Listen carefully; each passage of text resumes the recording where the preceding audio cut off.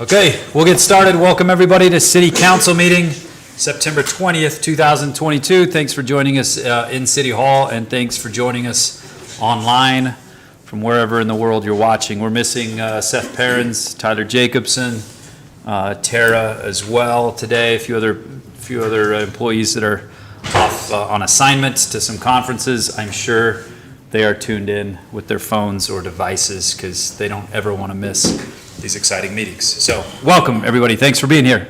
We'll start off with prayer and motivational message by our Parks and Rec Director Dale Robinson, and then we'll go to Councilman Gordon to lead us in the pledge.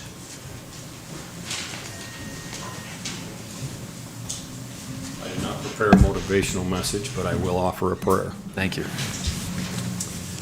Our Father in heaven, we bow our heads before Thee this evening in capacity of this City Council meeting and wish to express our gratitude to Thee for the wonderful blessings we enjoy living in this wonderful community. We're grateful for our elected officials and those who serve and give willingly of their time to help this city move forward and progress. Grateful for our wonderful citizens and their attitudes of volunteerism and their willingness to continue to work hard to make this community better and better and be able to enjoy the qualities of life that we do here. We pray, Father, a blessing upon the leaders of our country and of our nations. We're grateful for the freedoms that we enjoy here and pray that we might be able to continue to do all within our power to be able to sustain those freedoms. And we pray for these favors and blessings. Pray that Thy Spirit will be upon us this evening, upon our mayor and council as they make decisions that affect our city. In the name of Jesus Christ, amen. Amen. Would the audience please rise? Please repeat the pledge. I pledge allegiance to the flag of the United States of America and to the republic for which it stands, one nation under God, indivisible, with liberty and justice for all. Thank you. You may be seated.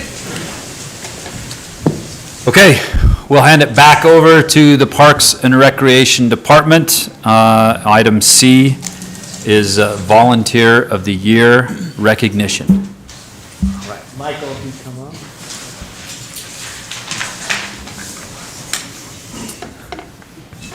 Thank you, Mayor and Council, for this opportunity to highlight one of Spanish Fork's very best.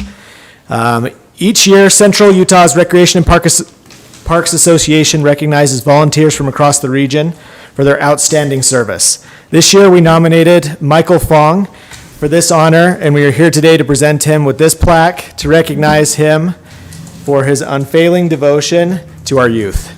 Season after season, sport after sport, year after year, we have counted on Michael Fong to coach not just one team a season, most seasons not even just two, but many times three teams. If you notice his family's here, he's got some of varying ages, so he has great opportunities to volunteer for us. The record's 6, actually. 6. Oh my goodness. Some even in the same age group, because I believe you have twins. Michael gives each team he coaches his all, leading them often to victory and teaching them to be gracious in defeat. More importantly, he is an excellent example of sportsmanship, a trait often lost in the face of adversity. He looks out for not just his team, but all the youth involved. Just last week, one of our volleyball instructors had to leave due to illness, and he stepped up and helped keep the program running smoothly.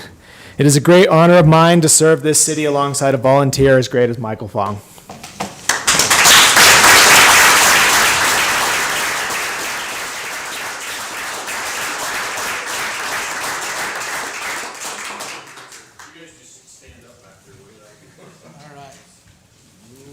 Bring it in.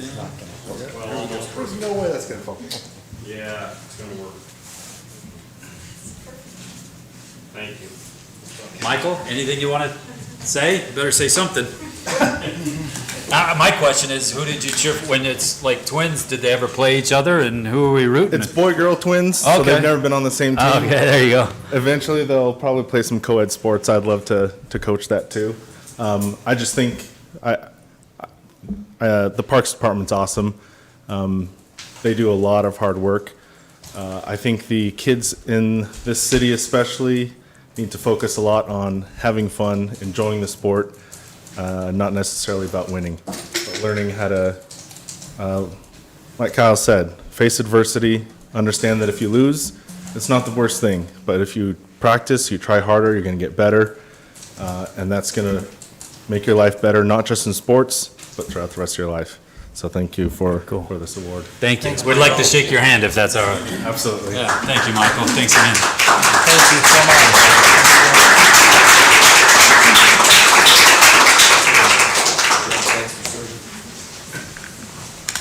Okay, that takes us to item number 4, public comments. This is for the public to generally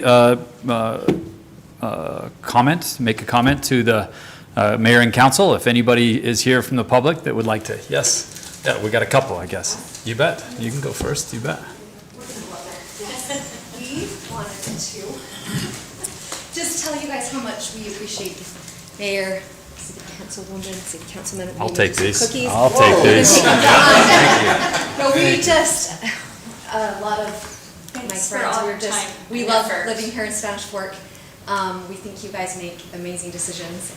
We love the city, we love the progress, and that we love the shopping areas, just so many things. So we know that you guys sacrifice a lot of time, and we're just so happy. Cheering you on. So, Great job. Grateful for you. Thank you, Yes, thank you. thank you. Sorry, she'll beat me up if you don't say your name for the public record, so. Melanie Shockley. Shockley, yeah. Yeah. Angela Cole. And Michelle Preston. Michelle Preston. Michelle, Machelle. Thank you. Thanks. Thanks a lot. Thanks for coming. Yes. You'll probably need to bring cookies or something. Yeah, sorry. I messed that. State your name for Shelley, please. Okay, so my name is Jeremy Chandler.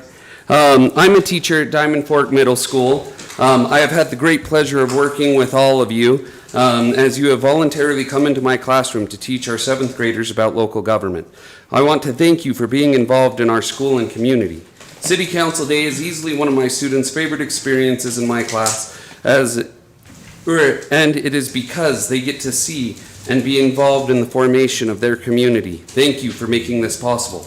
During my interactions with you, I have personally spoken to each of you about what I would describe as the most pressing issue facing Diamond Fork Middle School.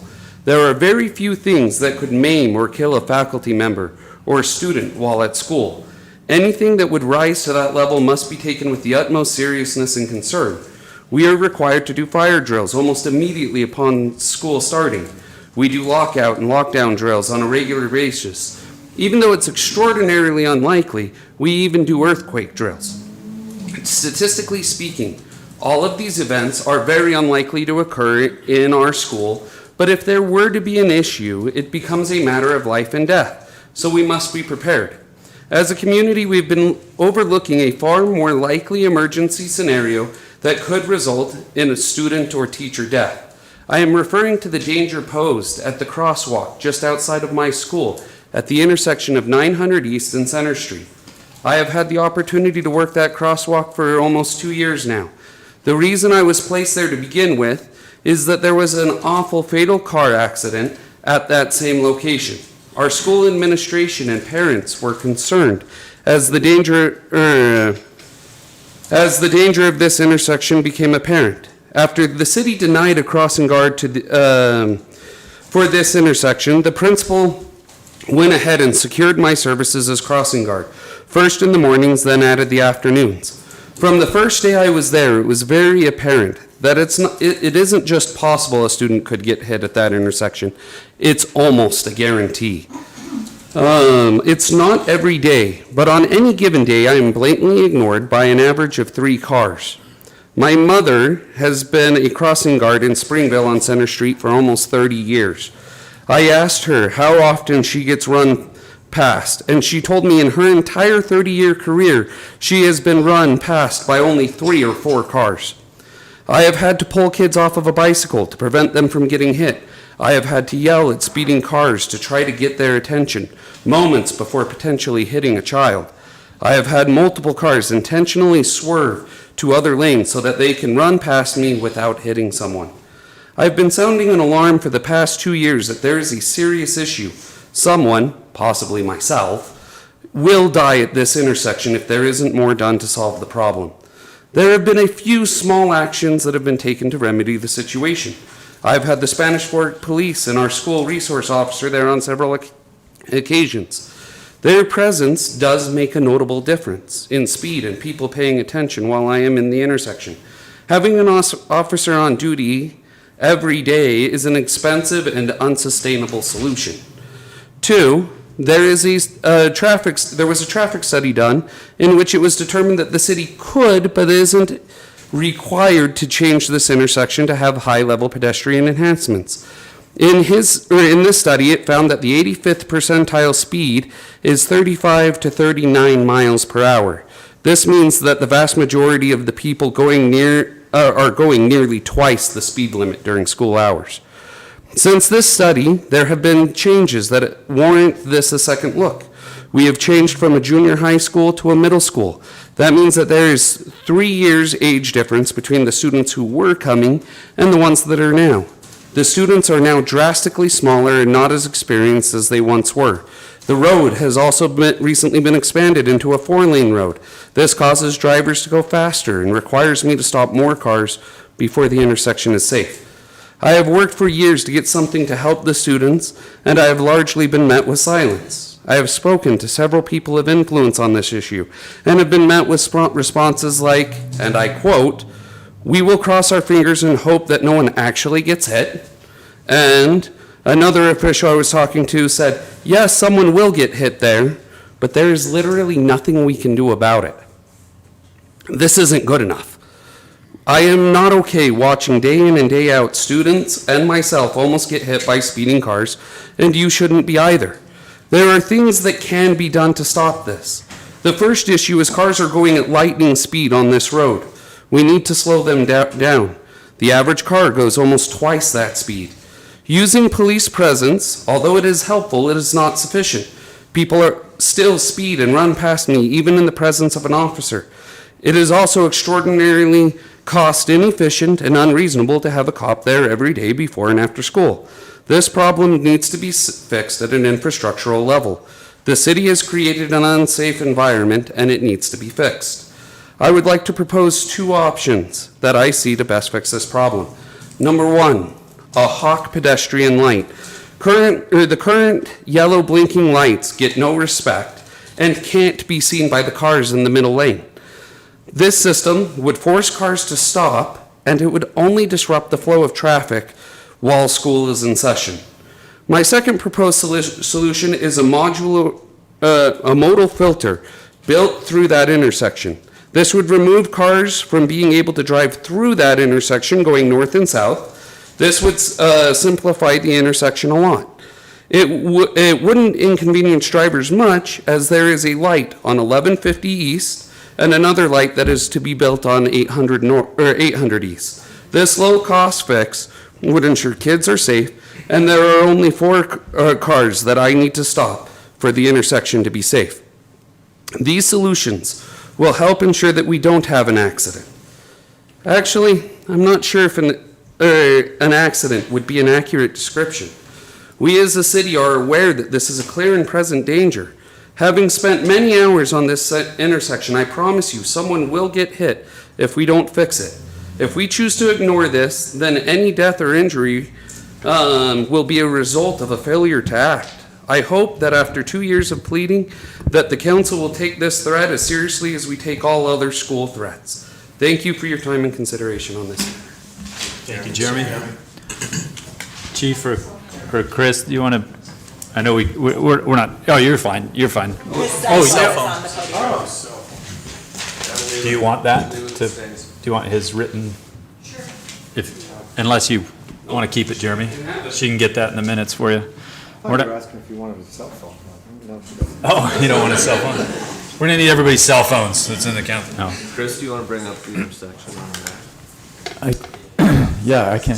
I think it would be good for you to come to the Traffic Safety Committee and talk this through and get a recommendation out of them for the city council, I think would be good. You want to explain what that is?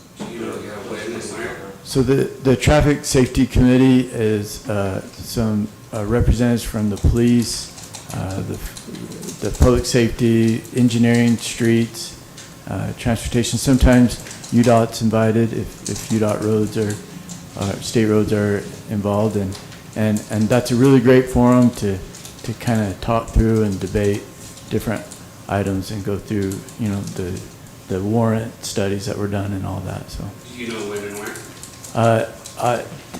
Dylan Muirbrook is the one who schedules that. If you got with him, he could get you on the agenda. Dylan Muirbrook? Yeah, Dylan Muirbrook. Dylan, D-Y-L-A-N. We can get that. we can to get you. that to Mr. If you, Chandler. if you call engineering, you'll get. I'll get his contact info. Well, yeah. And I think we have your email, Jeremy, from times we've been up there, so yeah, we'll get it right to you. Yeah. Anything, Chief, you want to add to it?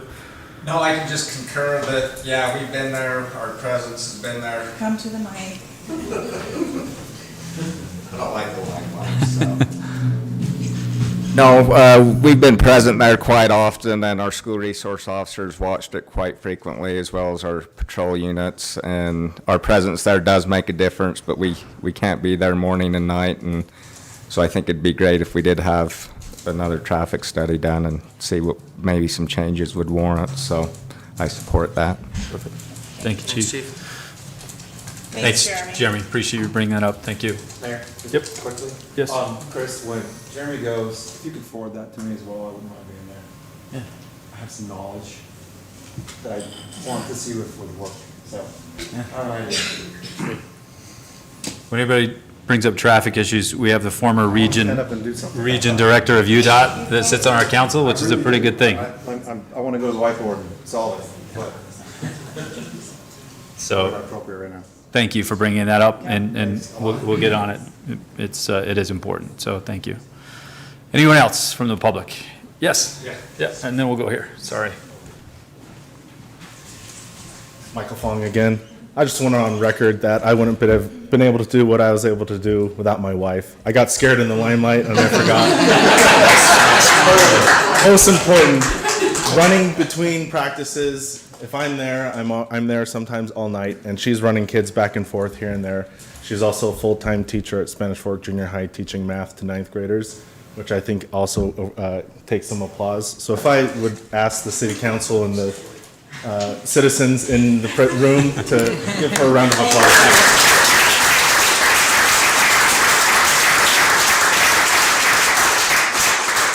What's your name, Mrs. Fong?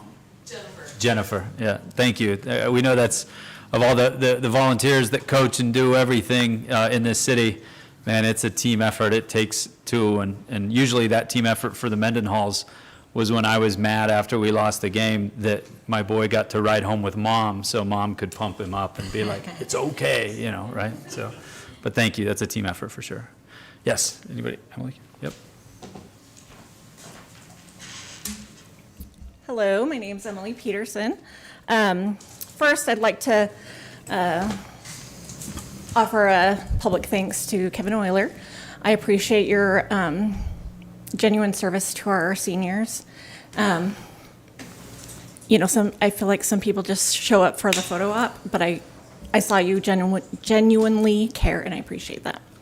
I would also like to let all the citizens of Spanish Fork about our referendum, and I'm glad to see it on the city's homepage. Oh, sorry, if we're talking about the referendum in a public meeting, we have to give equal notice. We have to, trying to think of the word. Yeah, Vaughn can explain a little bit. You have to give notice of the meeting, and you have to give equal opportunity. That's what I meant. For both sides to present. So it has to be a public notice of the referendum discussion happening. So each side of that has equal time to be able to come to the meeting so they can speak for it or against it. So that's why you haven't heard any of us from up here talk about that. So could we get on if they want to make an agenda request for like, Sure. yeah. Future meeting. So a future meeting, if we want to talk about the referendum, get on the agenda for the request. That way it's public noticed Friday how do I do before. Shelley's information, usually Tara's information, right? But Tara's out of town. But Email Tara, yeah. get Tara's card and Tara the recorder. If you just email her, you can do it as soon as now, right? For an agenda request for the next council meeting. But the agenda comes out on a Friday for a Tuesday meeting. So then the public will have Friday to talk about it, or know about it, to be here for the Tuesday meeting. Thank you.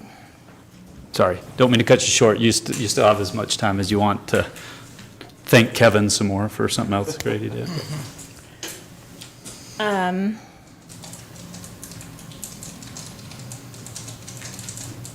So I guess not necessarily a referendum related, but I just found the timing interesting of the day you announced the Target opening, that Target was coming to town. Saying that was the first time you could talk about it. And then the very next day after the Truth and Taxation, Mr. Anderson announcing that you guys are giving Target several millions of dollars. So anyways, that's all. Thank you, Emily. Thanks for coming. Can I just make a quick comment on that? We would have loved to announce Target months before, but we couldn't say anything, so we were bound.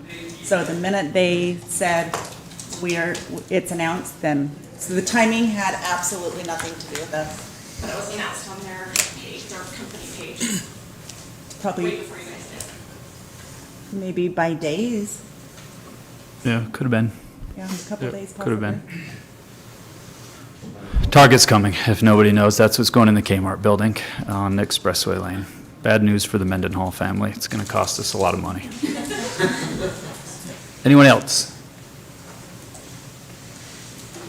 Okay, no one else from the public that wants to general address the mayor and city council. We'll go to council comments. We'll start on the left side and go down this way. Councilman Euler? Let me bring them up, just one second. All right. I'm not gonna say anything about wings and wheels, because I'm sure that's gonna get covered here in a bit, but another note on the airport, the council's been invited by Chris Child and Christian, our new airport director, to come down and do a tour of the airport. And so last Saturday, my wife and I and our two youngest had the opportunity to go down and check things out. Our airport is growing, and it's amazing to see what's taking place down there with some of the hangar construction. And one interesting fact that I learned was the Spanish Fork Airport holds or houses more planes than the Provo Airport. I didn't know that. And so Spanish Fork Airport's doing great. It's a general aviation airport for the smaller planes and jets. From talking to the people down there, that's how they want to keep it. So good things going on at the airport. Chamber of Commerce registration is currently open for the annual business summit, which will take place on October 20th. Link for registration is on their website and also on their Facebook page. Registration is also open for the Scarecrows on Main Street competition. Something they do every year, which I think the community enjoys, being able to drive down Main and see all the decorated scarecrows that the businesses put out. So registration's open for that. Farmers Market is still taking place each Saturday until the end of October. And Kathleen wanted me to mention that 2 weeks ago while she was working, they had $1,100 worth in SNAP redemptions that took place, which SNAP then is matched with green coins. So basically they had $2,200 worth of healthy vegetables that went towards families in need. That was just on one Saturday. So pretty awesome program down there for our farmers who are selling awesome produce. So get down and check it out before they're done for the season. And then final thing, I had my committee meeting with the animal shelter this past week, and the animal shelter is in a tough situation right now when it comes to the amount of animals that they have. They've currently got almost double what they normally have down at the shelter. They have 250 kennels for cats. They're currently filling 246 of those. And they've got 150 kennels for dogs. They're currently filling 110. And so they are in desperate need of families that are looking for a pet to, instead of look on KSL, go down to the shelter and see if you can adopt one. Councilman Marshall has generously offered to go down and bring home 6 cats. Is that accurate? That seems close. Close. One thing the shelter's... My wife's gonna storm through here. Like 2 minutes. One thing the shelter's doing, October 8th, mark your calendar, Saturday, October 8th, from 10 a.m. to 3 p.m., they're having a Barktober event, an adoption event, where they will have free cat adoptions, which normally you have to pay a little more than that for a cat. So free cat adoptions and only $20 dog adoptions. They'll have donuts, hot cocoa, some education things, and should be a great event. So if you're considering getting a pet for your family, October 8th, down at the animal shelter. So, thank you. That's all I have. Thank you, Councilman Euler. Councilman Marshall. Okay, this last week, I attended the Utah Lake Commission. Right now, there's both a Utah Lake Commission and a Utah Lake Authority. That commission runs until the next 6 months until the authority will take over. But our own Corey Pierce was presented at the commission. I think Corey's here. Somewhere out there. He presented on the wastewater treatment plant. Lots of words, bio somethings and other things that Brandon understands that I'm starting to figure out a little bit. It was pretty cool to see, walk into a meeting and have someone from your city represent us that well. That was awesome. So, did a good job, very supportive. The commission was very supportive of the work that they're doing down there, so that was neat. If you haven't been down to Sandy Beach lately, you probably should go. It's really cleaned up. There's some restrooms down there now. You can get to the water very easily. Fragmites are gone. I haven't been down there yet, but I want to do that this weekend. I think go take a drive and check out Sandy Beach. This last year, they took care of 3,170 acres of Fragmites. So those weed-looking things along the shoreline. Weed-looking things. I think that's a technical term for Fragmite. So the lake is getting cleaned up. There's still some water quality issues, but they're working through those as well. So that's the download from that. The airport board met this week as well. We approved a potential new flight school down there, and the city's going to participate with the leasee to develop some new parking spaces down there as well. So still good things happening there. Wings and Wheels later. Can't wait. Just can't wait. My 17-year-old is like she's giddy, but she gets to go see the Wheels part of the Wings and Wheels.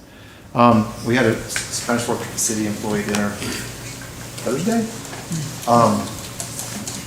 Our city employees are awesome, just amazing, and their spouses, their significant others are even more amazing. It was a great time. The trivia was way too simple if someone like me was playing. But it was a good time. Appreciate everyone's hard work putting that together. Can't wait to go next year. So that's it for me. Thank you, Councilman Marshall. Councilwoman Beck. We want to present an award to our 2021 Miss Spanish Fork Paisley Healy. Paisley, will you come on up here? I'm going to have her talk at the podium about the Soul to Souls shoe collection that she did in conjunction with the Miss Utah competition this year. Will you tell us all about it so they understand like what you did to get the shoes that you picked up? Yeah, absolutely. I missed you guys, by the way. I haven't seen you in a while. But so yeah, I got to compete at Miss Utah during my year as Miss Spanish Fork. I was so fortunate to get to do that. And a part of competing for Miss Utah, I got to collect shoes for the Souls for Souls organization. And for Miss Utah, you have a minimum of 1,000 pairs you have to collect. And I was like, I want to reach over 1,000 pairs because why not? So I put buckets around all of the city of Spanish Fork with help from Emily Harriman. She's pretty awesome. And she helped me a ton. And I put buckets around and posters and posted about it. And I reached 1,500 and I was like, oh my gosh, like that's crazy. Why not go for 2,000? And my goal just kept slowly getting bigger. And with the help of Spanish Fork City, I collected 6,122 pairs of shoes. Wow. it was pretty amazing, and I really couldn't have done it without the support of Spanish Fork City and my family and my friends and just everybody. So it was a really great opportunity. Well, and so that placed you in second place overall at the competition, right? Yes, I did place second. You were, I thought when I was sitting there that night listening, I'm like, she's got this, she's I was got so this. close. You were so close. So, Yeah. well, congratulations. We just wanted to give you this award. I'll give you the box as well to thank you for all of your time served. Thank you so much. With that and working so hard to collect the shoes. Thank you. Thank you.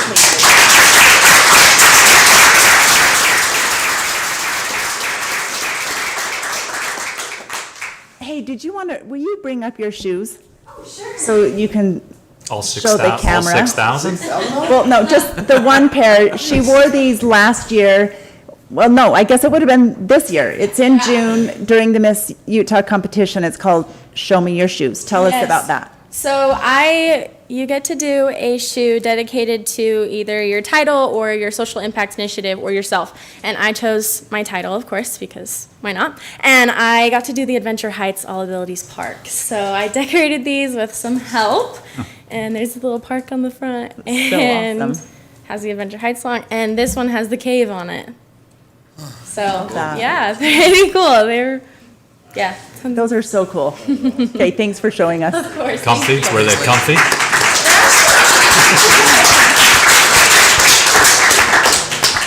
Thanks, Paisley. Road-based. Yes, shoes and a road-based. It's awesome. No.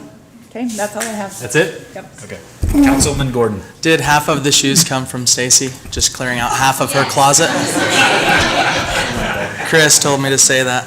Mayor, a couple weeks ago, we met with a lot of elected officials from South Utah County, MAG, UDOT, to discuss traffic as it goes into the future. And we circled maps and doodled on maps and talked about trails and roads, master plans as we grow as a county. So appreciate everybody that attended that and was there, or I think Councilman Marshall was able to go to a different one because he wasn't able to attend that night. And so it's good to collaborate with our neighboring cities at that. So appreciate all the efforts there. Had a meeting yesterday as it pertains to homelessness in Utah County. There is an effort being put together by Representative Marcia Judkins, and Mayor Fulmer of Vineyard has put together a group, and as homelessness doesn't know borders, as we can all get in the room with all of our cities in Utah County and be better as it pertains to this issue, and come up with some of our own ideas before the state regulates what they think we should be doing as a county. So look for more on that, Mayor, as it pertains to the homelessness discussion here in Utah County. So those were the two things I wanted to talk about, and that's all I have. Thanks. Thank you. Councilman Argyle. Thank you, Mayor. Rotary meeting today. Rotary, one of their goals is, it's kind of a new goal for Rotary as part of the environment. But the Rotary in Spanish Fork on October 8th received a grant to plant some trees, and in that we're having a bench made. So at Cerro Bonita Park on October 8th, we're going to replace 4 trees that have died, and then we're going to place a couple more trees in this bench with the Rotary's name on it, just to continue to improve our environment, improve our city. We love trees in Spanish Fork, absolutely.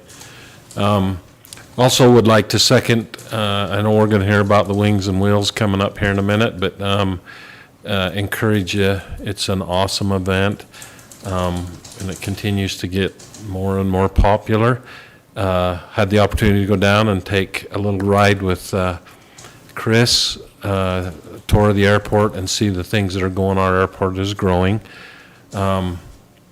Kevin got to go in a really nice plane. The plane I got to ride on, I had to put goggles on. It had 2 wings and a stick in it that we just flew over Spanish Fork. It wasn't really fast, but we did it. It's a different environment to watch Spanish Fork from the air and see and what was funny is me and Chris rode around. Chris had a lot of questions, and the funniest one was we just come out of Mapleton and dropped down, and there's a development on Highway 51 and Spanish Fork Parkway, and he points right down to it. What is that? It was his development that he started. I said, Chris, that's yours. Oh, I got mixed up where we was at. So from the air, our city is awesome and growing. It was pretty cool to see the Spanish Fork Dons football field from the air. It looks a lot different when you're up over it looking down than when it does when you're sitting at the field. But our airport is growing, and it is a vital part. It brings a ton of business into our community. Just a quick comment. As we have been growing our industrial area and trying to bring some of them in, and we've had some come and look at so that we've always tried to, with Dave Anderson's help, to have enough ground so that if a large business comes and wants to build a large building, that we would have that acreage in order to accommodate that. And that's happened. We're having some success within the industrial area down there. I think Seth mentioned 14 new buildings down on that side of it. Huge impact to the city. Will definitely help our property tax, keep our property tax down. But was funny, my son-in-law got a new job, and when he come back, he was in Phoenix, he come back and we were talking a little bit about it. And he told me, so a lot of these buildings in Spanish Fork are huge to me, 250,000 square feet. And anyway, he just made the comment. So it's his specialty is building clean rooms. So for transistors, and that's a big issue that's been. And United States are trying to gear up to do that so that we got big plants and coming. Anyway, he says, yeah, this is 10 miles west of Phoenix and it's 12 acres. And I said, okay, so how many buildings? And he says, no, that's one building. The building's 12 acres. It's a 15-year project, and it'll open up little by little. The first phase is almost ready. But I can't even imagine a 12-acre building. He says some of the largest cranes in the world are there to help set these buildings up. And we'll be able to make some transistors hopefully soon, so maybe we can get a few modern things here made in America, back to that. But it was pretty awesome to hear some of the things that are going on in Phoenix. And he even mentioned that possibly somewhere out west there'd be another one. That'd be a huge building, but 12 acres is hard to even imagine. He told me he'd bring me some pictures, and he's taken a few, but Phoenix is really flat. There's not very many mountains or hills, so to find a hill to get up enough to take a picture. He sent a few of them, but all I see is the cranes in the air, so you don't really see the building. But anyway, kind of interesting to see the other places are growing and some things are happening, especially in Spanish Fork. Thank you, Mayor. Thank you, Councilman Argyle. I'll just reiterate a couple things. The city employee dinner last week, awesome opportunity for us to get together with all city employees and their spouses, and just thank them annually for the good work they do. That again is a huge part of the secret sauce of a lot of the amenities, a lot of the things we enjoy in Spanish Fork can be attributed to people that do their job well, take it seriously, and respond to citizens' requests. So appreciate all those dedicated employees and their spouses for joining us last week. It was a lot of fun.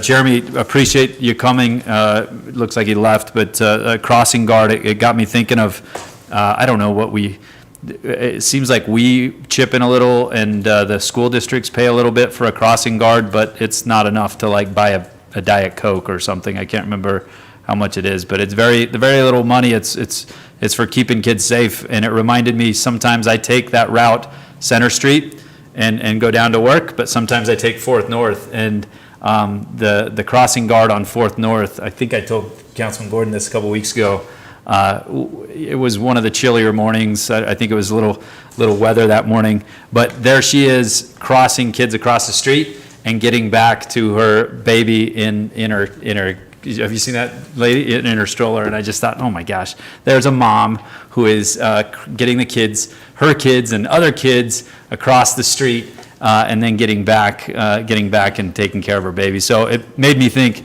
we've always got a lot of good excuses, we think, of why we can't volunteer, why we can't do something the time we don't have, or whoever we're taking care of. But it's not an excuse for Mr. Chandler. It's not an excuse for that young mother on 4th North either. So that was pretty cool to see. The farmers market's been mentioned. I had no idea. We're out of tomatoes. Tomatoes are tough to come by, huh?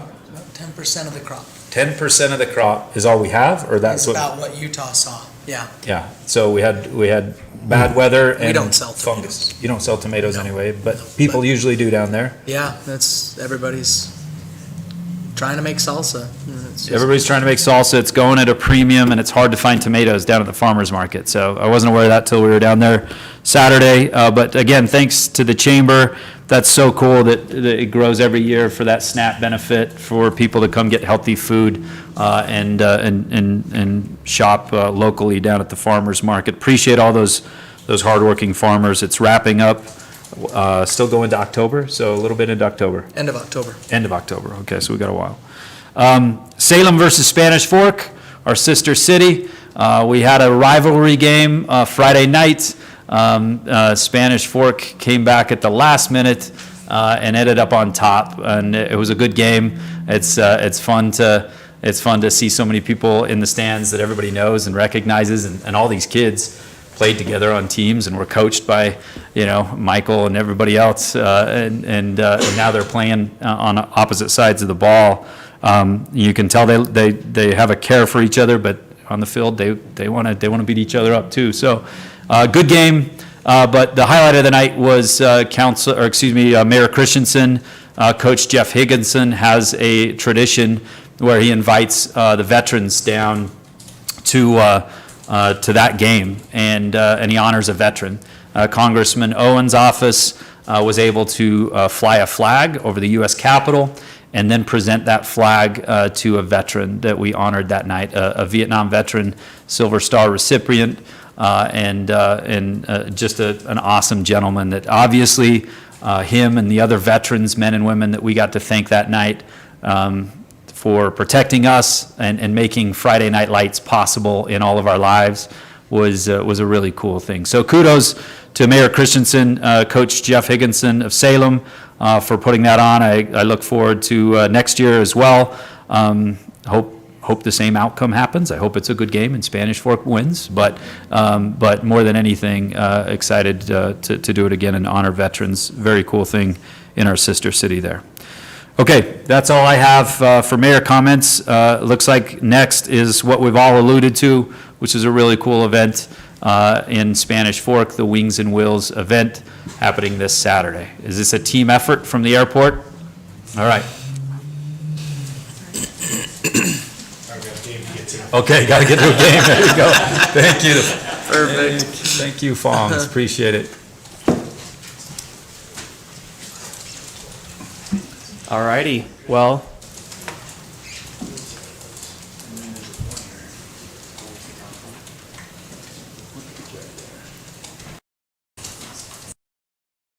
Well, we've already heard a lot of things about Wednesday, the 24th, from to 7 p.m.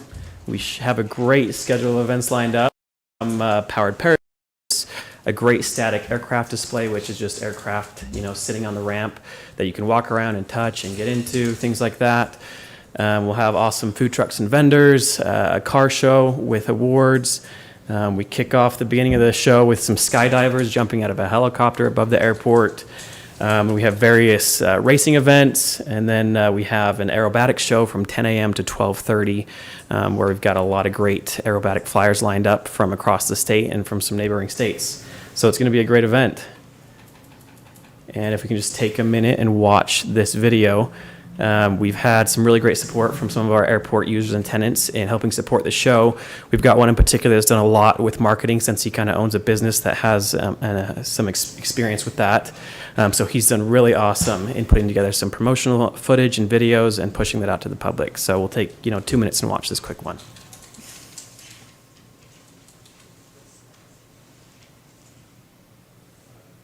Volume, Chris.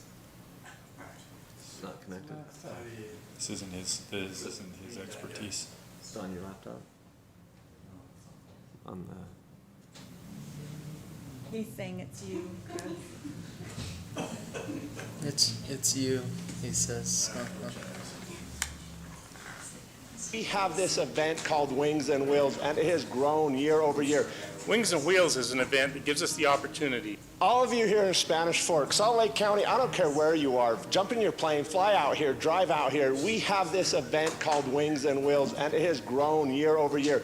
Wings and Wheels is an event that gives us the opportunity to share this incredible Spanish Fork amenity with the surrounding communities and light that spark in future aviators that will provide the lifeblood of this facility. Thousands of people show up, little kids, big kids like me, and we watch exotic cars race down the runway, smoke going everywhere, air show, planes flying, looping, spinning, food, treats. It is the greatest event of the year. Make sure that you mark your calendar and attend the Wings and Wheels event. If you have family and friends that you can bring along, do it. Remember, kids 10 and under get in free. If you're in this area, you better show up. Bring your kids with you. It is the most family-friendly, fun place to hang out and watch amazing cars, amazing airplanes, have a bite to eat, and let your kids interact with the rest of the kids that love aviation and cool cars. You need to make it out to Wings and Wheels. So just one of several videos that have been put together and pushed out to the public. So we've got some great users and tenants down at the airport that help us with the event. And that's not going to the next one, Chris. All of you here in Spanish Fork. So we've got a lot of fun things that are at the air show. We've got explosions and a pyrotechnics team that'll be there. We've got, like Mike Patey said in that video, some really awesome racing, some aerobatic events, things like that. And we've made some changes to this year's event, the first being some sponsorships. So we've been able to give businesses the ability to sponsor the event with monetary donations that have supported us. We've also a lot more space down at the airport, and then ramp space, so we're able to expand the event to accommodate more cars and more aircraft. And we, with Top Gun, have what's called a P-51 Mustang, which was kind of an awesome. There's about 15,000 in World War II, and only about 150 are flying today. So this is a real treat this year. We'll also have a state helicopter there, this Sikorsky, that's been based at the airport all summer long, fighting fires. So we've got some great assets down at the airport and some great people helping out with the show. So we encourage you to go to the Spanish Fork website under airport and Wings and Wheels and purchase tickets there. They are $12 online and $15 at the gate. So we'll look forward to seeing you there. Cool. Thank you. And buy tickets at sfcitytix.com. Kids, is it right, kids 10 and under? Correct. Children 10 and under are free with a paying adult. And then we have some hats for you guys, so you can start advertising the event. So I'm going to hand them out to you. Thank you, Emily. Thank you. Shane, did you? Okay, all right. I can't wear. You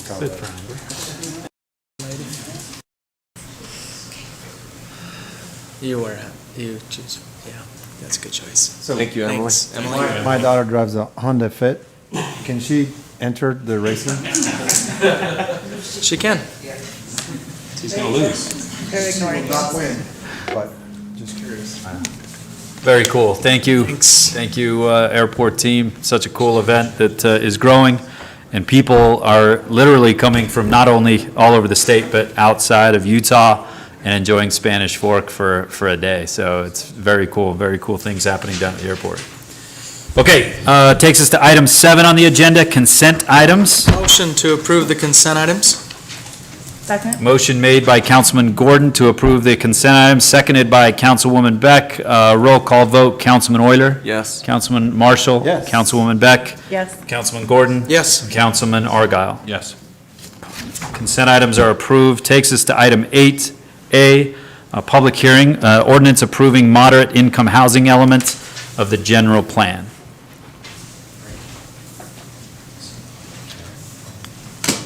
Mr. Mayor, Council, thank you.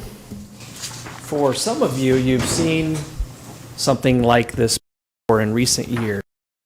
We've been required to report on progress that the city's made relative to planning for and providing for a certain type of housing in the community.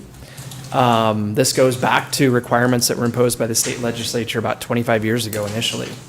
And slowly over time, the expectations that have been placed on cities have gradually increased and have been ratcheted up and up and up to where just a couple of years ago, in fact, the legislature changed some statutes to where if cities fail to make appropriate provisions to allow for housing for certain income groups, then certain types of state funding becomes imperiled for those communities, particularly transportation funds in different regards.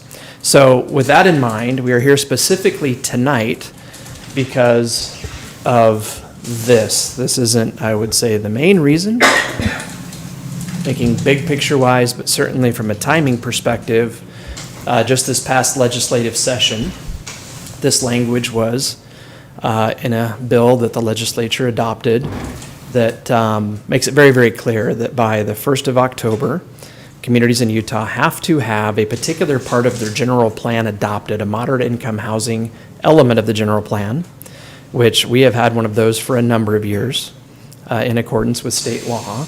But we're required to have one that does certain things that were just defined this past legislative session, and that is to be adopted, like it says right there, by the 1st of October. This is your last meeting before then. I'll take some solace in the idea that I think this very type of proposal is on a lot of different council agendas this week, as communities like Spanish Fork make efforts to get something adopted before the deadline. This is another part of it. Again, same date, having some type of a report submitted. In this case, we have to submit this report to the Department of Workforce Services. That's the agency that the legislature is kind of appointed as the watchdog to make sure that different cities are being good actors and getting things done the way that they should. Likewise, the same deadline. And what's proposed tonight, an updated version of a moderate income housing element for Spanish Fork. We have been assured, as we've had numerous conversations, and I mean that, probably 10 plus conversations with staff at the Department of Workforce Services to make sure that what is on your agenda tonight indeed satisfies the state requirement for having a plan adopted and a report. So for those reasons, we're here with this to present tonight. It's a lot of words, but really, in my view, it can all be boiled down to the idea that I think it's universally recognized today that the provision of housing is critical in Utah, particularly along the Wasatch Front. I think it's critical for people of all income groups. It's a humanitarian issue, it's an economic issue, it's a quality of life issue. Certainly it's an issue that hits people at lower income levels more directly than people that maybe are more affluent. Hence, some of the specific targets that the legislature has given communities to work to hit.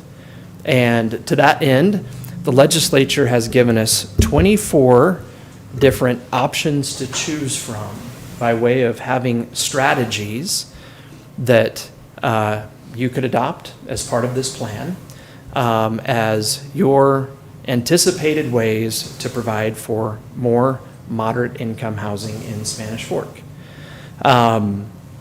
The statute that the legislature adopted makes it very clear that cities must select 3 of the 24 strategies. 3 of 24 seems like the bar is pretty low. And I appreciate that the legislature is giving quite a bit of latitude for communities. If you select 3, then you don't imperil funding that you otherwise would have received by way of, I think, BNC road funds is really where the legislature is looking to hit communities that don't take action in this regard. The statute also says that if communities adopt 5 or more strategies, they potentially are available for some, they potentially are eligible for some additional funding as well. So we're proposing at this time that you consider adopting 7 strategies. Frankly, with most of these, and I'm just going to touch on these fairly quickly. For me, this is really the essence of what we're asking you to consider tonight. We're proposing that these be the strategies that you select because it's largely what has already been happening on your watch. And frankly, what's been happening on the watch of previous city councils going back many, many years, even decades at this point. So that being said, these are the first 7 strategies that the legislature provided communities to choose from. And there's more narrative that we've provided in the document to help anyone that reviews it, thinking really about folks at the state level, as a description of why these are a good fit for Spanish Fork. As I go through this, the text that's in bold, that's a little bit bigger there, those are the ones that we suggest be included in the plan. So from these initial 7, there are 4. I'll spare everybody me reading them, but I will say that there's a common theme, and I'll come back and touch on this as I wrap up, that the legislature wants to see housing provided in close proximity to investments that are made with state funding. That's transportation primarily. So if, for example, you have some type of a mass transit facility in your community, like maybe a commuter rail stop, they want to see people living in close proximity to that commuter rail stop. They want to see the type of people living in close proximity to that commuter rail stop that are prone to use commuter rail, people that might not have the financial means to have a 2-car household or that type of a thing. Likewise, they want to see intense land uses that take advantage of big roadways and transportation corridors like that. We have a few of those things in Spanish Fork today. We'll have more of them in the future. And again, I'll come back a little bit more to that in a minute. But these are the next, I guess, 7 strategies there. We didn't feel like any of these at this point in time were necessarily the right fit for us to propose to the state. I don't mean to go too quickly, but we do have all of this included, with the materials that, yeah. Number 2, seems like we made a pretty large investment with storm and sewer on the west side. Sanitary sewer? Yeah. Yep. Feels like we're doing that already. Should we not take credit for it? That's low-hanging fruit. I think, I will say this, that particular strategy was discussed by us as staff, and by all means, that would be an easy add for us to make if you'd like to see us add that. I think we're doing it. And I guess further that, what's the update cycle of this? Annual. We anticipate that it's going to be annual. And by way of that, for example, strategy number 5 there. The council took action on that really a few years ago. And you've taken action on that, by way of some updates in the interim a couple of years ago and so forth. And that's something that we put into play every day when people come into our office to ask about having accessory apartments. So we've taken the position, and this is something that other communities have had some questions about. Do you have to come up with 3 new strategies every year or that type of a thing? We don't believe that's the case. We believe that if you select a strategy, that's an ongoing effort really to deal with the issue. And I think number 1 there is probably the most significant way that any community really helps facilitate any kind of new housing, even, housing that might be more affordable than other types of housing. So I don't know if that answers your question or not, but. So if we wanted to, we could revisit this quarterly and add number 2 and number 3 if we wanted to. Like, this is not a one and done. Not a one and done at all. No. What's the timeline that the legislature gives a city to implement something? When it says create or allow, how much time are they giving someone to create or allow whatever it is you're putting into the code? They want us to have a 5-year implementation horizons. They want us to be able to demonstrate action within a 5-year time frame. Is there any consequence if you put down that you're going to do number 5 and then you don't actually do it? Today, I don't believe that's the case. So why not I really put down don't. all of them if there's incentive behind the more you have, the more you get from them, right? You also have to have a bona fide implementation plan. So that is part of the statute to where you're required to provide some type of narrative or description as to how you actually propose to act on these. I think to your point, you probably could put together something that's kind of whimsical and that you really don't have any intention of ever doing. I hope that communities don't do that. One of the things that we're hoping that you're on board with as the council is the need to be a good actor in this regard, because the ability of cities to control local land use decision-making, I think that is in peril, for sure. We hear about that. Some of our staff attended a conference 2 weeks ago with the state senator that made it very clear that the legislature believes that local governments can't deal with the issue of allowing for affordable housing in their communities. They'd like to see that restricted in some way or that type of a thing. This is a genuine effort to put forth something that is extremely, in my opinion, defensible by way of articulating the history of Spanish Fork in terms of things that have been done to allow for and provide for housing of all types. Certainly housing, particularly as of late, I would say more than ever before, that's probably more prone to being affordable and to hitting some of the benchmarks that are defined as moderate income housing in the state law. And beyond that, that is all that I believe we can do. We don't ultimately rent housing. We don't sell it. We don't set that price and so forth. That's all market driven. So, sorry, Dave. Who defines what moderate income is?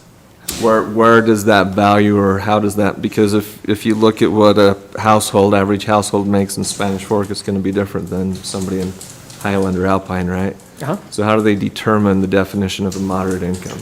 So for purposes of what we're talking about today, it is a term of art that is defined in state law. And moderate income housing is, so here's the formula. It is defined as housing that a household, okay, that makes 80% of the area median income. Area meaning municipality? We've taken it to mean municipality. Okay. So in the document we have used from the it's an update to the 2020 census. I think it's a number that came just from 2021, which has the median household income of Spanish Fork at about $80,000 a year.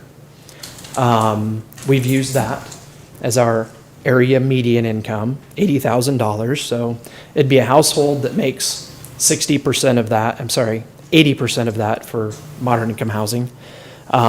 Quick math. 63,876. Bingo, right there. Just about $64,000 a year. Good math. To where a household with that income is not spending more than 30% of that amount, their annual household income, on housing. Also defined in state code, households that are spending more than 30% of their annual income on housing are cost burdened, or housing cost burdened. And that's where that threshold is hit. So I think from the numbers that we have now that are a couple of years old, that amounts about $1,350, give or take, a month for rent or a mortgage payment or that type of Comes thing. out to what type of a loan over a 30-year? Just wondering, like a home price, what's a home price for a moderate income home? Yeah, I haven't put that number together. Then I guess my other question is the density definition, because each city seems like they've got their own version of what they consider high density or low density. Has the state come out and said high density is this many units per acre? No, no. So we're left to define that, and really I think this is fortunate. We're not necessarily speaking in terms of density, but we've taken the approach by way of the narrative that we have in the plan to talk about housing that's more likely to be obtainable by people that are at that 80% of the area median income. I was pretty surprised when I saw the sign go up next to the condominiums near the neighborhood Walmart to see that a one-bedroom condominium there was starting at something above $300,000. Yeah. Didn't necessarily feel like that was a obtainable housing at that point. Townhomes in the community, selling for $500,000, different things like that. But yet, that is more affordable and more obtainable than single-family detached homes that are on single-family lots and that type of a thing. So we've taken the position with what we've put together that Spanish Fork is a good actor by way of approving housing of lots of different types and lots of different situations to try to make sure it's available. Does that mean even if we're looking at a $1,300 payment towards rent, I don't think you could get something in the $500,000, I could be wrong, for $1,300 a month, right? So what happens if you don't have a product in your community that falls within that moderate income threshold? I'm not aware of any penalties or anything like that we receive, nor am I necessarily aware of a way for a city like Spanish Fork to take action that would drive that cost down. Just so long as we are doing our part to try and meet these guidelines, then we're fine. Yeah, a few years ago, the big stress from the league that represents cities to the legislature to talk about these land use issues was using the analogy of the keys that you do hold. And the keys that you do hold are to be able to say, we have some zones that, yes, are able to have higher densities, medium densities in them. And that's a key you hold. What you don't have the key is the land cost, the labor cost, the material cost, and the profit margin of a builder, right? Even though that's talked about quite frequently, from the legislature to cities. Hey, if you just waive all your building inspection fees and your impact fees. They could lower their price, right? Yeah, so you're telling me that $20,000 for the new home, if we lowered it, if we charged nothing and the public safety got no impact fee, that the home now would be $480 instead of $500? Knowing they could still get. I doubt it. The market says it's $500 and that's what it is, right? So it is an element of the keys that we have and using those keys. And that's what you're going to be judged on from this menu to choose from. Thanks, Dave. I think that's well said, and I would add that if you look through the strategies, you'll see some that are extremely aggressive, that certainly suggest that it's a worthwhile effort for a city to subsidize the construction of housing for people of different income groups and that type of a thing. To date, at least in the last 15 or so years, I'm not aware of any housing that has been constructed in Spanish Fork that's been anything but just market rate. No type of rent control, nothing like that at all. No federal tax credits that also end up impacting what homes might sell their rent for, those types of things. And I think that's the result of conscious decisions that have been made to focus on letting the market address what really is the bottom line issue. It is as simple as supply and demand. We are still dealing with, and will be for at least a few more years, but I think, frankly, people are beginning to realize that at some point in time, the deficiency in supply that was created from, let's say, 2007 to 2014, when in Utah we went from building 20,000 homes a year down to 5, and had that over an extended period of time. Lack of supply added to a market that still had a growing workforce and growing population. We're working our way through that. And eventually there will be something closer to equilibrium reached, and at least I think some of the challenges that come from just not having enough homes, period, starts to be addressed. But a couple more strategies. Never finished the thought. On 2,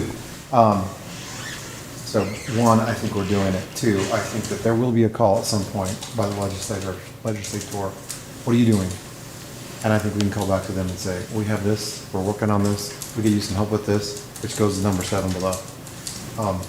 We can't do that without number 2. Right. So I think we include it, 1, because we can need it, and 2, I think we can leverage it as we move forward. Easy add, for sure. It does stress that what you do put on there is going to be a time, and I don't think it's in the distant future, where every city that does say, this is what we're doing, okay, show us how far along you are on that. Yep. And obviously Spanish Fork, touching I-15, and an intersection of Highway 6 and I-15 is going to be asked to do different things than Woodland Hills, than Elk Ridge, right? And it's a matter of geography. But everything you do put up there quickly, I think in the very near future, will be asked, show us what you're doing. I agree, and I think we can say, look, we are trying to do this, we're doing what we can to make a bigger dent. We need a new interchange, or we need a front runner stop here. So I think it's worth putting in there. Okay. That's my recommendation. I appreciate that. I think, I agree completely with the logic. I also think now's a good time to remind our residents, if we don't implement this, we're not gonna be the ones having control of our land use. People that live in Bountiful or Park City or Moab will. I think it's really hard for people that haven't maybe tracked some of the conversations that have been had in legislative committee meetings. Right now, there's, a off-season committee that's meeting on how to provide affordable housing. We just got a draft of some of the ideas that they have to compel cities to provide housing for different income groups and that type of a thing. I understand why it's hard for, your typical Utahn to take what you just said really seriously. The idea that the legislature very well might say, hey, you have to approve, a certain number of homes that then get sold at a certain amount every year, and if you don't, there are consequences or that type of a thing. Or, and this is specifically what was mentioned by the legislature that talked in the conference that I referenced before just a couple of weeks ago. There's the Oregon model, there's the California model, where single-family zoning no longer exists. If you have a lot, if you have a property, you're immediately entitled to put a duplex on it. And in California's case, you can put a duplex on it with 2 accessory dwellings. So right off the bat, by right, the prospective density of a community has potentially quadrupled. And local jurisdictions don't have say, for example, the ability to impose parking requirements on different things like that, taken away. So different things that maybe cities would use as an obstacle to see, some of those types of land use changes happen. Legislatures have taken those away. Those are very things that have been discussed in Utah. I don't want to be alarmist necessarily. I absolutely believe that, particularly with land use, boy, the closer you can be to the situation, the better the decisions are. And I think there's a high likelihood that that model continues in Utah, but certainly repeatedly at the legislature year after year, something else gets discussed. Dave, so in reading the ones that you've picked, I guess, I think you mentioned this week, some of these things we're doing, the accessory dwelling, we've been doing this. No credit for what we've been doing. Well, we're going to take credit by way of saying, hey, this past year, another 18 ADUs were approved in Spanish Fork and that type of a thing. And this is how many approved that we have to date. And, some of the narrative they have in the document absolutely highlights on that implementation side that hopefully that's ongoing perpetually. And we've changed several of our zones and added zones so that there was higher density. We've done that. Would this include maybe the money that came from the Canyon Creek that we had to put aside? That 10% of housing money, would that be something that's 16 coming to it? Yeah, Okay. we're doing it. All right. And if we end up creating additional redevelopment areas, statutes in place to where 10% of new increment that's generated has to be set aside for the very thing that we're talking about now. That's an easy one because state law requires that you do it, right? So, and yet we're certainly gonna take some credit for it. Right, so that's a good point. So these are the last 3 incidentally that we've touched on. You'll see 19 there, that's a work in progress and we'll see how that plays out. Depending on how that goes, that might not be part of a future plan, or it might be. Again, maybe to kind of round it out, one thing that maybe to the point that Shane made, this is something we could spend a lot of time talking about 17 right there. But this for us would likely tie to the idea that Front Runner's gonna come south of Provo and we're gonna have a stop. And that ties in with, number 22 there as well. So we could just as easily add both 8 and 9 if you'd be inclined to do that. I think that makes some sense. Can you remove as easy as you can add? I think you could entirely revamp it as often as you'd like, as long as you maintain that 3 and not have a penalty.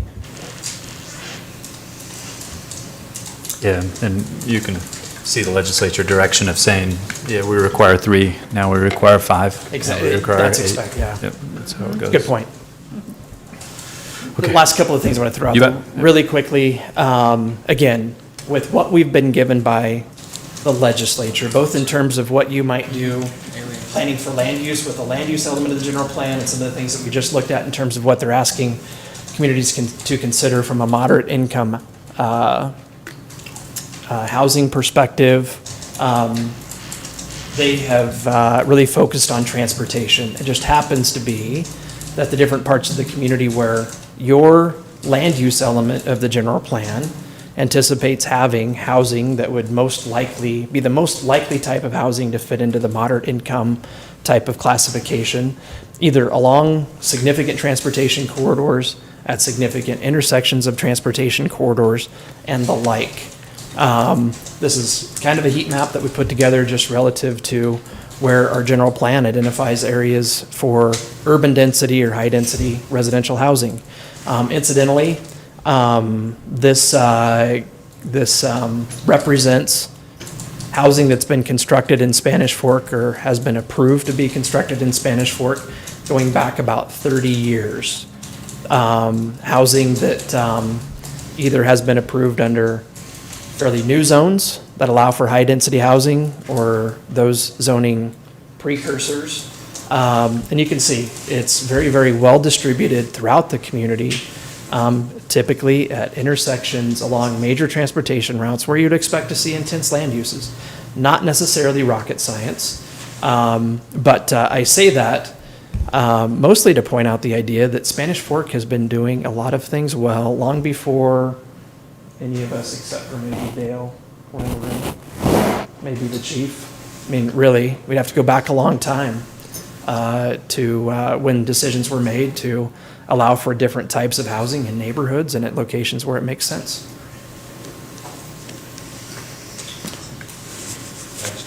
Any other questions for Dave before we open it up for public hearing? Okay, we might have some more questions after we hear from the public. Okay, I'd entertain a motion to go into public hearing. So moved. Second. Motion made by Councilman Argyle, seconded by Councilman Gordon to go into public hearing for item 8A. Councilman Marshall. Yes. Councilwoman Beck. Yes. Councilman Gordon. Yes. Councilman Argyle. Yes. And Councilman Euler. Yes. Okay, we're in public hearing for item 8A. Is anybody here from the public that wants to speak to this? Hi, my name is Jackie Larson. I have a few questions with this. Do property rights not apply at this point?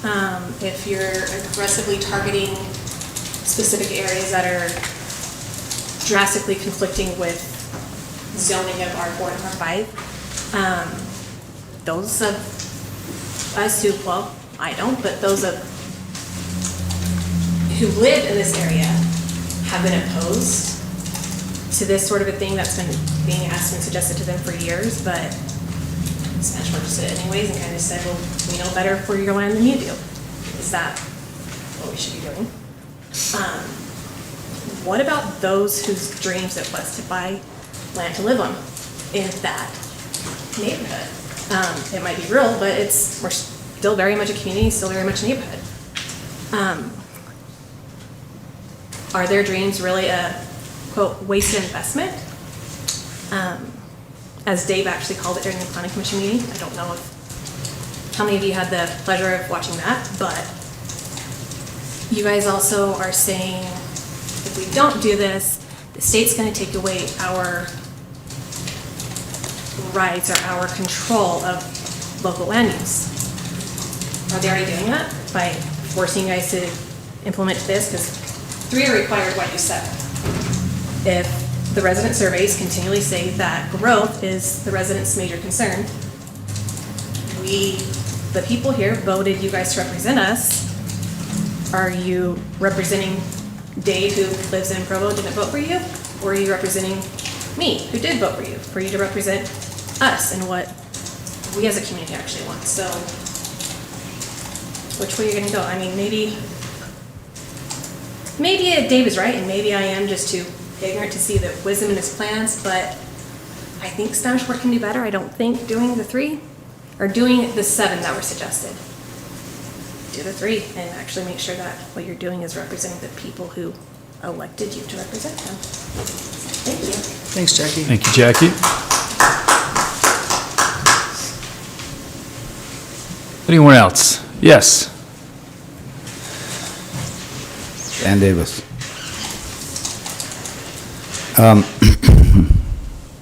Hey, I know people have to have a place to live for sure, and I'm certainly not one of those people that wants to deny where people live. I had somebody accuse me of wanting to stop the poor people from having a place to live, and they rather arrogantly said, "Hey, why don't you let them live on your property?" And I thought, well, if I wanted my property to be like that, I would have made it like that. But the point of it is I get people have to have a place to live.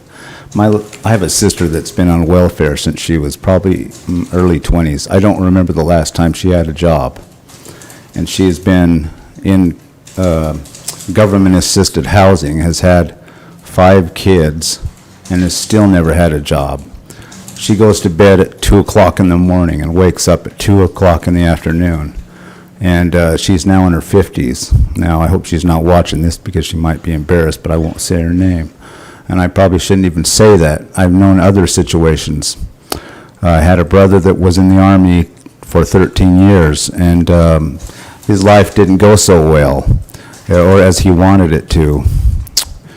He decided to take the king's dime instead of earn his own. And everybody knows that when you take the king's dime, you take the king's orders. And you carry out those orders or you lose the king's dime. Well, eventually his life didn't go like he thought it would, and eventually he put a bullet in his head because he had sold his soul.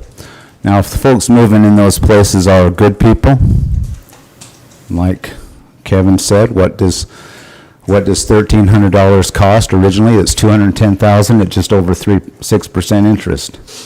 So that means there's a whole lot of subsidization going on. I'll go back to my original. I understand people have to have a place to live. I'm not rich. I probably look like it, but I got in early, you know, and I work all the time.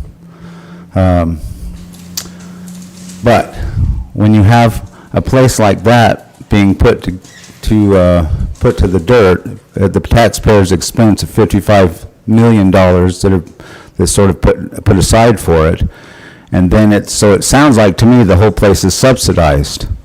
And then is the rent subsidized? My complaint with the whole thing is, in this life everybody hates a question mark. A question mark means insecurity. It doesn't bode well for those who are planners, the blue types, if you may. And contractors and people alike like a sure thing. I don't think that this money that is being put to this, if it is so, and I'd like an answer to that, I know the building is subsidized, but is the rent subsidized? I've seen what kind of people subsidized rent makes. Now, in China, you can't own property. You lease it for 7 years. And then when the government or whoever wants it, they come and take it from you for whatever reason.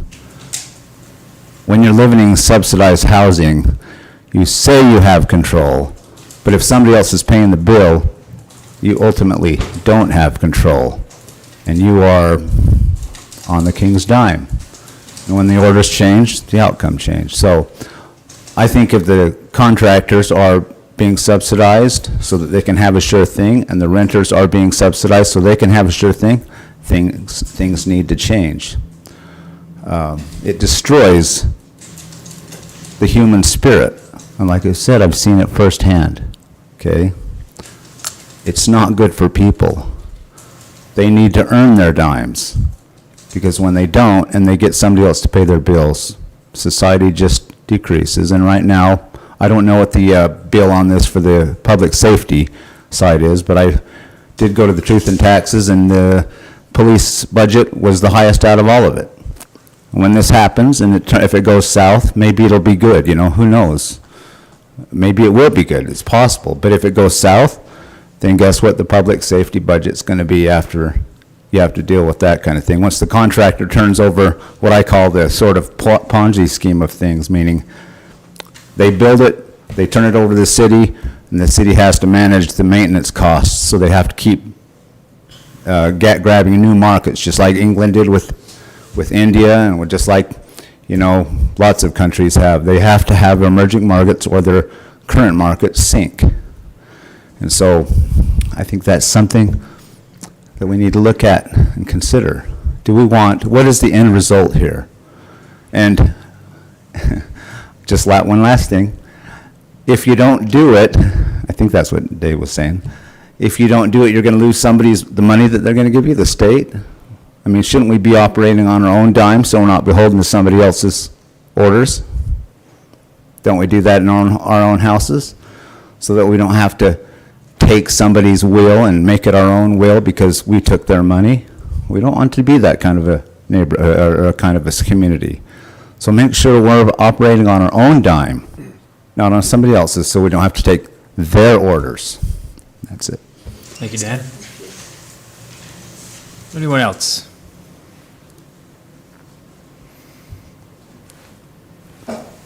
Okay, I'll entertain a motion to go out of public hearing. So moved. Second. Motion made by Councilman Argyle, seconded by Councilman Euler to go out of public hearing. All in favor say yes? Yes. We're out of public hearing. Discussion back up here. Any other questions or comments or questions for Dave or anybody?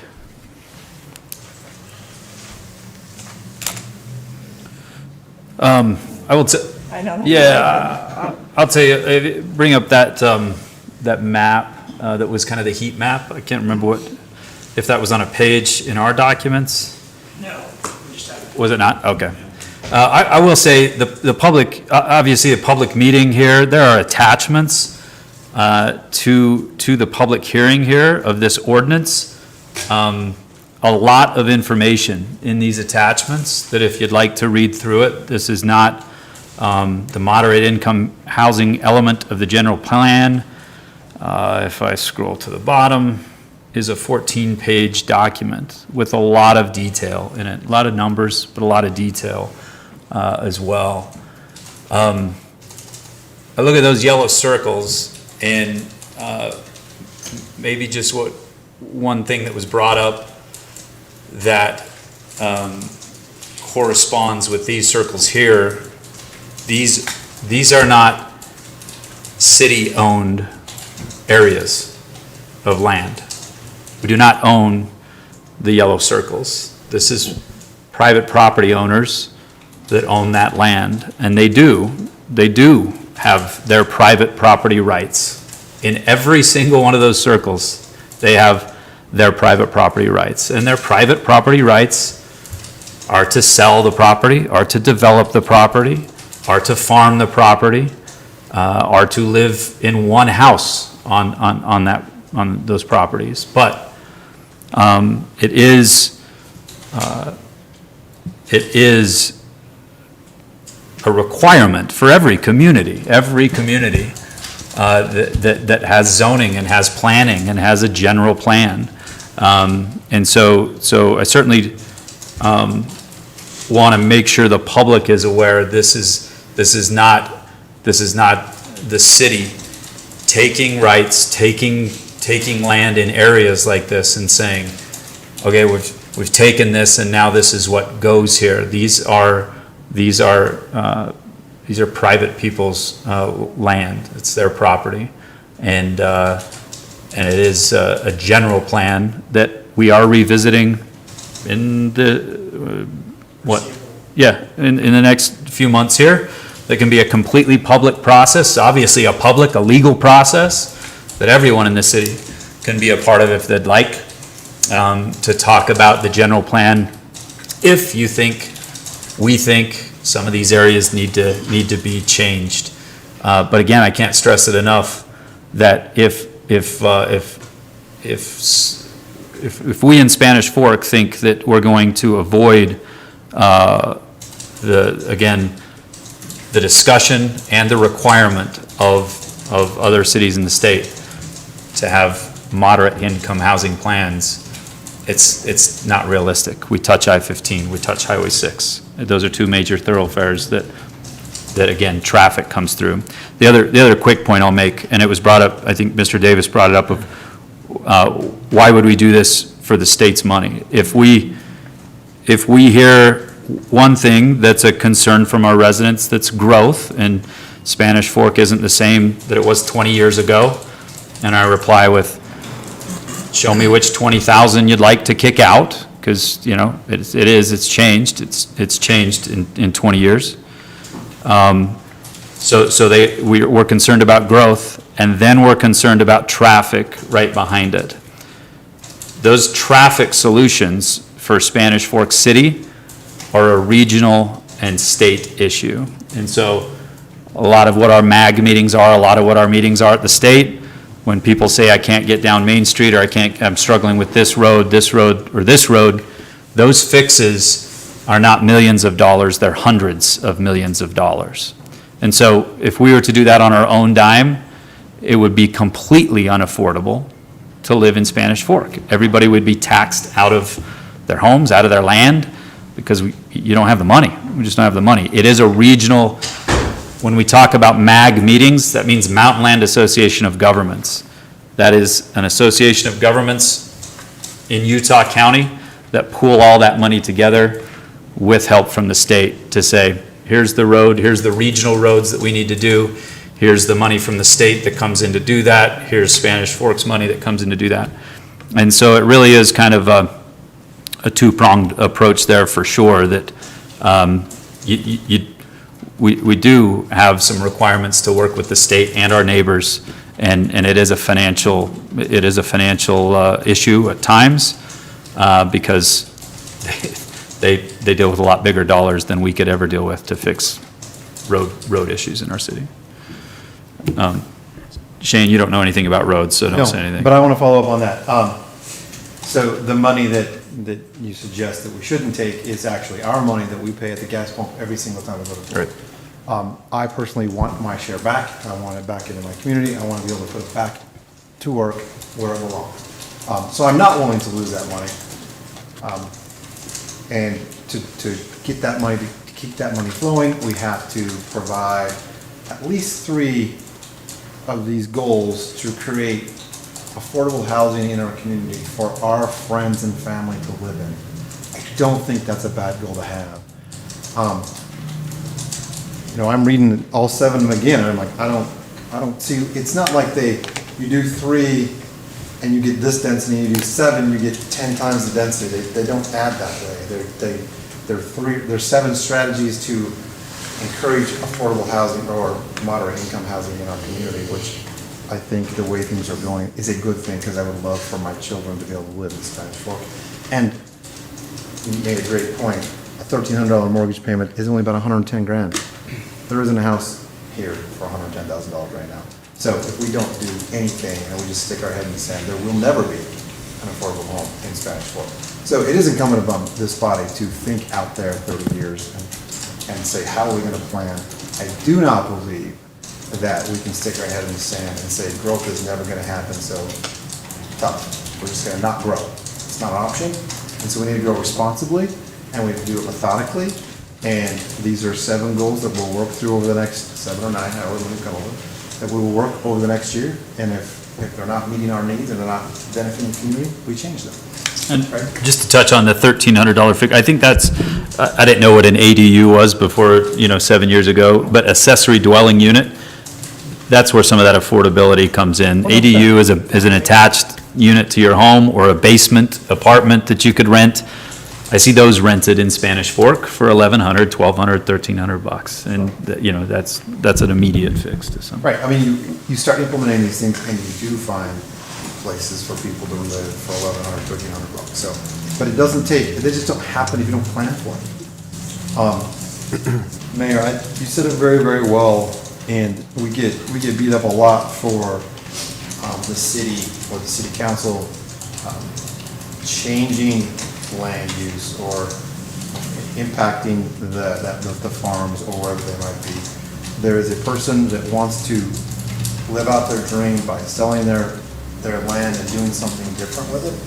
And we just put out the rules for them to play by, and they make that decision. We never make that decision for them, and we outline how.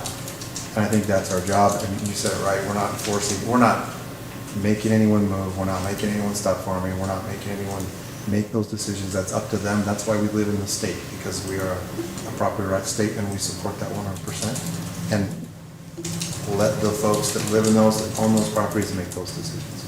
But we need to put the framework out there so it's just not willy-nilly throughout our state. So, I support having goals in our plan that trend toward moderate income housing. I think we can talk about adding a couple of them, but overall, the 7 that you have, I think are good goals, good strategies to help accomplish it. And frankly, we're doing all 7 of them today and have been doing them for quite a while. I appreciate you pointing that out. I agree. Dave, has the state said anything about subsidized housing? Well, As far as that being a part of this, or if we get down to a certain dollar amount, that they will then chip in a certain dollar amount to help with the development or housing in a development of a certain type?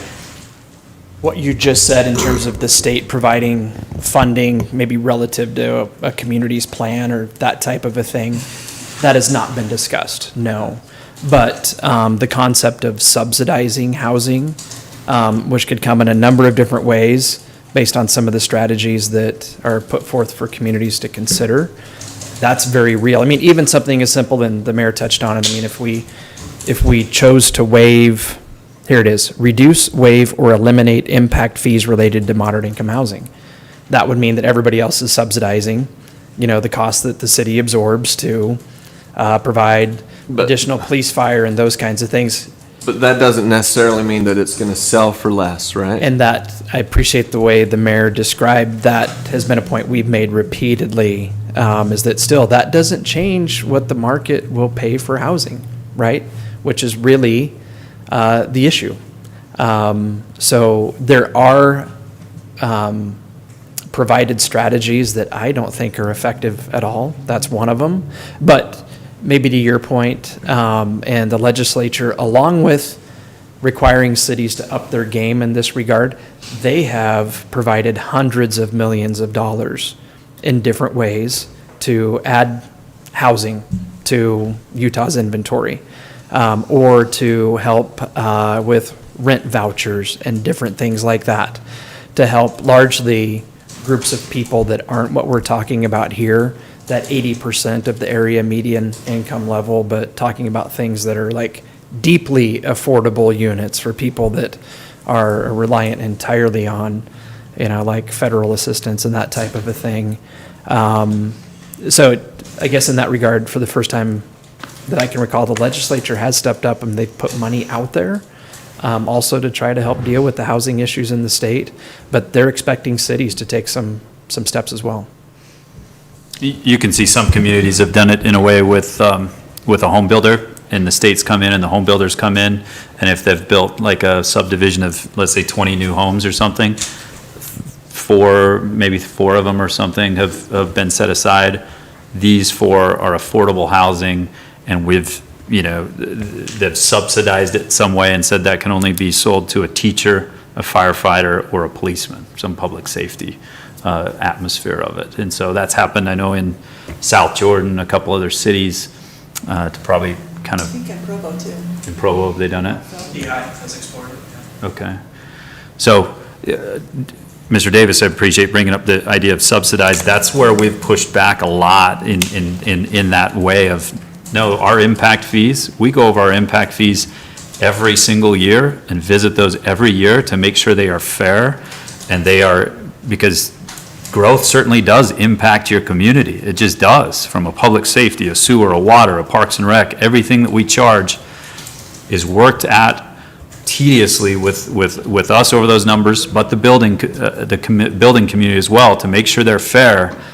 And when they say, well, if you want this housing affordable, just don't charge that. Well, then that would be us that live here subsidizing that development. That's where we push back and say, no, that those impact fees have to be paid, just like we paid impact fees when we built our homes as well. So that is something we're constantly pushing back on, is to not subsidize that that piece of it. That, yeah, I'm completely believable that, no, that home does not decrease by $20,000. It is still sold for market rate. Any other? I've got a question for comment? Shane, since you're the transportation guy, with Front Runner, for example. What would the state say, or what would UTA say to Spanish Fork? Because we have the ability in Spanish Fork, if we wanted to change the general plan or the zoning so that everything in Spanish Fork was single family, right? We could do that realistically. What would be the consequence as far as Front Runner or UTA or public transit, or what would they come back and say if we were to do something like that? So, great question. Why me? The investment to public transportation, public transit, is based on ridership. That's the number one criteria. If you put a bunch of single-family homes out there, in anywhere, the ridership will go down. If it doesn't meet some certain threshold, they won't build it. Just period. They just won't build it. I mean, you're talking a $500 million investment to extend Front Runner to the south. And they're gonna want as much ridership as possible. So you put some density around that area, drives ridership, drives the investment, have the opportunity to extend Front Runner, but without it, you're not getting it. Okay. It would be all on Spanish Fork or the local governments to build it, but then I don't even know if they would maintain it and operate it, because just ridership is not there. I mean, you saw that in Brigham City, that when Front Runner was first built, it went to Brigham City. Ridership was so poor that they stopped going. So there's a track there, but no train. I think another thing when it comes to density and growth, yeah, everybody would love to have or live in a neighborhood of half-acre lots, beautiful homes. But how does that affect the infrastructure in a community as well when it comes to snow plows that need to maintain an entire road for a smaller amount of population, right? So it makes sense that you have diversity within your community, because it helps with funding of infrastructure, our road plows, our curb and gutter, everything else. If we were just a Mapleton, and you can see that as you drive to other communities. Show me another community in South Utah County that has curb and gutter like Spanish Fork does. Whether you appreciate it or not, I ask you to drive around, go to another city, and show me another city in South Utah County that has what we have in Spanish Fork. Something to be grateful for, in my opinion. Does that mean we just overdo it and load everywhere with high density? Absolutely not, but you definitely have to have it within your community. That's why we, I think, look at things like this so that we can plan out and determine where's the best location for it. Great. Anything else? Last thing I have to say before maybe somebody talks about a motion is, I can promise you, development is the free market as well. Spanish Fork is the government entity that does take requests from landowners, from property owners, from those people that say, hey, this is what I want to do with my private property. Dave's office would probably welcome a breather here and there of, little less applications for development or housing. He does not get he and his department do not get paid per door that's built in Spanish Fork. This is the free market, this is the economy.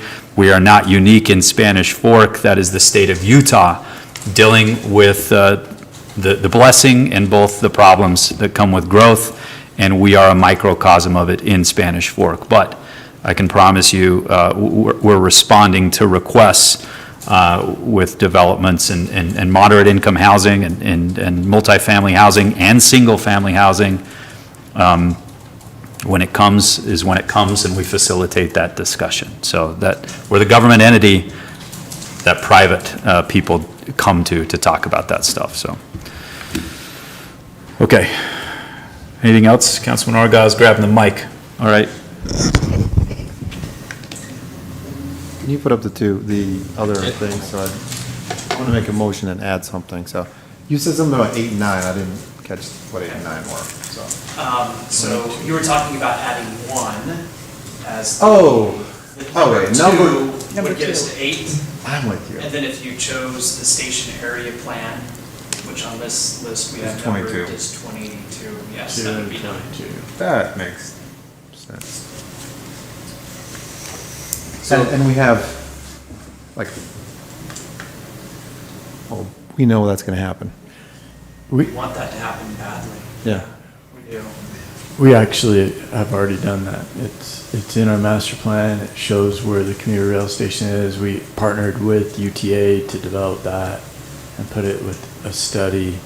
And then, something going back to what you were saying earlier, Shane, is the name of that project you referred to is the West Interchanges Sewer Trunk Line. And it basically goes from a treatment plant to the 2 I-15 interchanges and to where this commuter rail station was planned to be. It's in our general plan there. UTA is back, did that study with us, and so it'd be very easy to defend doing number 2.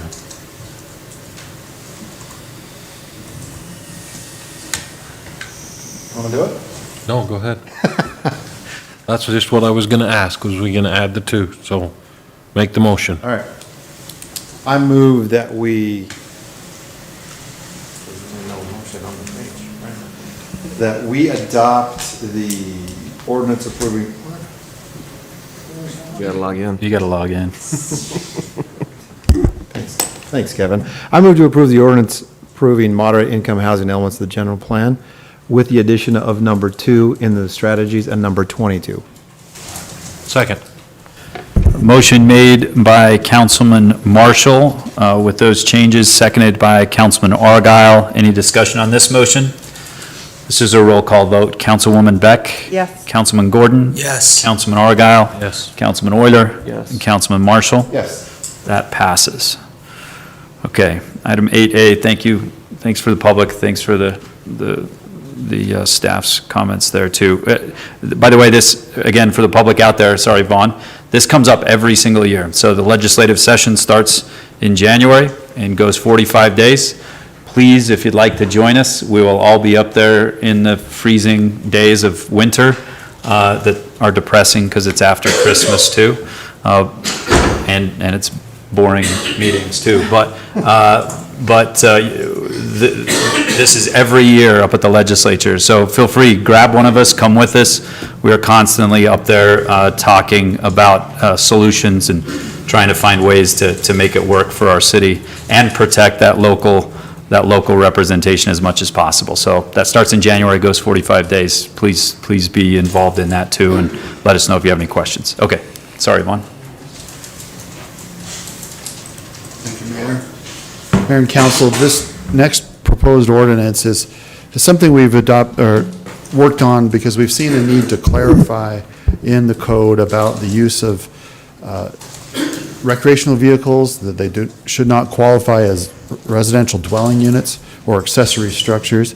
And so the proposed changes clarify that an accessory structure that houses an accessory dwelling unit needs to be permanently connected to utilities, so that accessory structure can have those basics of power, water, and sewer that you need to have for a dwelling unit.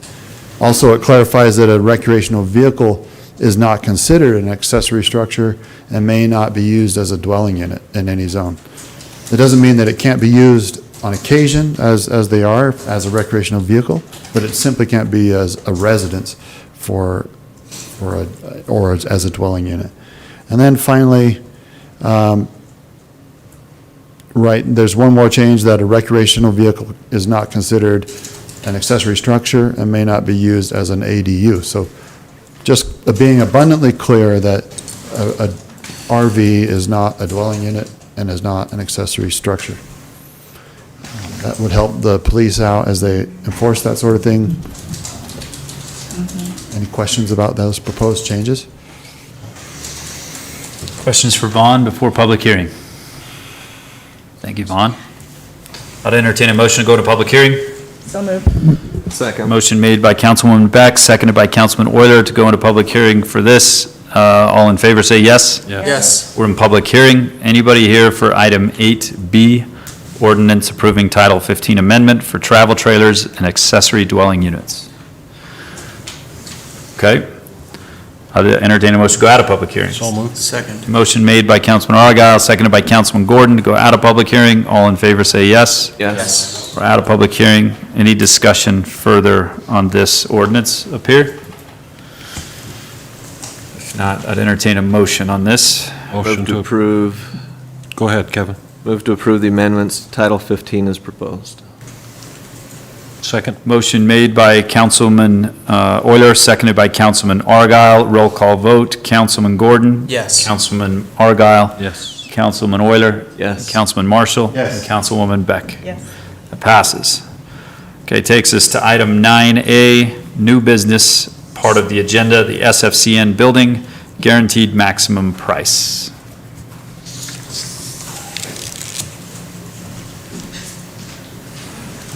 This with Scott Christensen with Hogan Construction, but this is the guaranteed maximum price for the new SFCN building on Center Street. We went through RFP process, and through submittals, we selected Hogan and Associates as the contractor. They have been involved through design from 30% to now that we're at final design, and this is the cost that they've put together by sending out the plans and the specs to get pricing from subcontractors and material costs from suppliers, and this is the guaranteed maximum price, the green down at the bottom. So, any questions or? Any questions?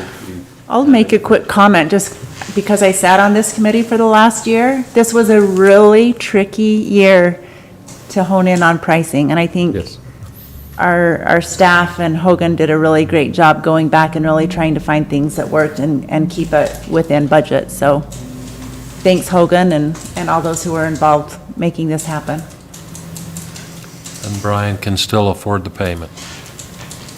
Yeah. He's got the money. That's important. We've been working to do some value engineering to bring it down to where it is now, so. Thank you. I wonder if we should reiterate how this will be paid for. Brian, would you want to come up and just, so residents know, there's no property tax increase or anything on this? You've saved your pennies and you now have $11 million. I would be happy to, thank you. That is true. SFCN is an enterprise department in Spanish Fork City. And as such, we're not part of the general fund. We don't operate from money from the general fund. So we operate solely on revenues of the services we provide. So all of our customers in Spanish Fork City that are watching this and that have our internet service, they're the ones that help us afford to continue to grow and build out the way that we do. So no tax dollars, no tax increase. It is all funded from revenue at SFCN. And why do you need a new building? It's kind of tough. We've outgrown the building that we have. The building that we have was initially a joint effort with Spanish Fork City and Nebo School District in 2000. In 2000, I believe it was, early 2009, the school district and SFCN had both outgrown their portions of that building. And the school district had built their new district office, so they had moved out and sold the other half of that building to SFCN. So we expanded into that building. And it's been continual growth over the years. As we built out our fiber network and our other services that we offer, we've continued to grow. And currently today, we're kind of bursting at those seams. We have at least 6 of our full-time employees that have no office in our building. They show up in their personal vehicle, they get in their truck vehicle, their work vehicle, and they're gone. So that's really not what we want. We need places for our people to be. And so this is part of our challenge. Okay, thank you. I knew you would articulate that much better than I would. Thanks, Brian. Sure about that. Any other questions for Brian? Just schedule. What kind of time It's a frame? 14-month construction schedule. We're hoping to start next month, and we're hoping that by the end of 2023, maybe even November 2023, we'll complete the project. So it could be Merry Christmas next year. Okay, thank you, Brian. If there's no other questions for this item, I'd entertain a motion. I move to approve the SFCN building guaranteed maximum price. Second. Motion made by Councilwoman Beck, seconded by Councilman Gordon to accept the SFCN building guaranteed maximum price. Roll call vote, Councilman Argyle. Yes. Councilman Euler. Yes. Councilman Marshall. Yes. Councilwoman Beck. Yes. And Councilman Gordon. Yes. That item passes. Takes us to 9B, another guaranteed maximum price, the wastewater treatment plant, GMP. It's good to be here today. We're so excited in wastewater, I talked Chris into letting me come present, so. We had to arm wrestle a little bit though. Yeah, we did. No, we're excited. We've been working on this for about 4 years when we first started our condition analysis.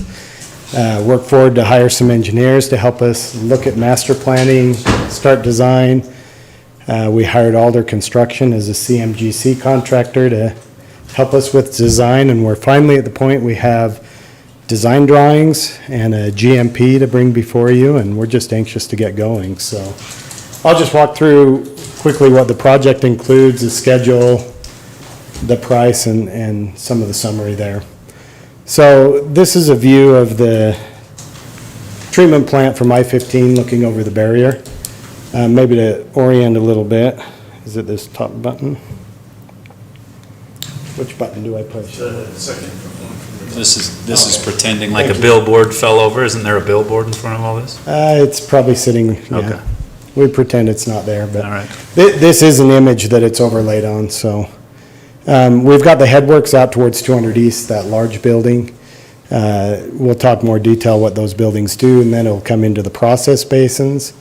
The Mbr filters that'll separate the water from the solids, and then go through UV disinfection before we discharge. This is just another view, kind of looking southeast. 200 East, of course, here, railroad tracks and I-15. Same layout. So the headworks, this is probably the most expensive part of the project. You can see it's pretty complex, but it's one of the most important parts of the project. We'll come in through coarse screening, remove a lot of that debris and ragging that shouldn't be in there, remove grit, heavy sands and that, and then up to fine screens. And those fine screens remove down to 2 millimeters. So it's hard to picture, but I should have brought a brand new crayon. The tip of a brand new crayon is about 2 millimeters. So anyway, all of that debris gets washed and compacted and put in a dumpster to go to the landfill. A few things that, as operators, we're excited about. We have odor control. All the channels, equipment, dumpsters will be covered, and we'll pull that foul layer off and run it through a filter. So if you've been by the headworks recently or at the existing plant, this will be a big upgrade for the area from the odor. The other thing to point out, the buildings has extra square footage. What we're seeing here is equipment for build out. So we show 6 fine screens. Today, we'll only install 4, but we've built the square footage and expanded the building to accommodate future growth as well. So. Corey, before you go on. Yeah. Do you know what, at build out, do you know what that growth capacity would be? I don't know the population off the top of my head. It's about 11.5 to 12 million gallons, which is a little over double what we have today How as many- far as flow. How many residents, any idea how many? Gary, do you recall? Yeah, like you said, it's double the flow of today, so. That'd be about 90,000. close to 100,000, yeah. Right around, yeah. It matches our master planning on the general plan as it sits today. So, double. Double where we're at right now, including Mapleton. Give or take. Yes, that includes growth in Mapleton as well. So, from the headworks, it'll come into these process basins, biologic nutrient removal. This is geared really to remove phosphorus, which is what the states got their limits on. Just making sure Shane's writing that down. Totally, biophosphates. Yeah. Anyway, we'll run the wastewater through a series of tanks with varying oxygen levels to promote the microbiology to remove those contaminants. Maybe one thing more to note as we plan for the future, you'll notice this last aerated tank where we'll add air is about the same size as this tank. As the state gets further along, we feel that there's going to be some nitrogen removal requirements. And we can get to a certain level with this setup, but this makes it easy changeover to move that air to this tank and vice versa, new process, and we can get a lot lower on nitrogen. We aren't doing that today because it would add a lot of carbon addition to drive it, and it's some pretty harsh toxic chemicals at a high price that we don't want to go there today. So This is a great way to future-proof our design and plan. But also, Corey, do you want to talk a little bit about shared wall and what that saves us?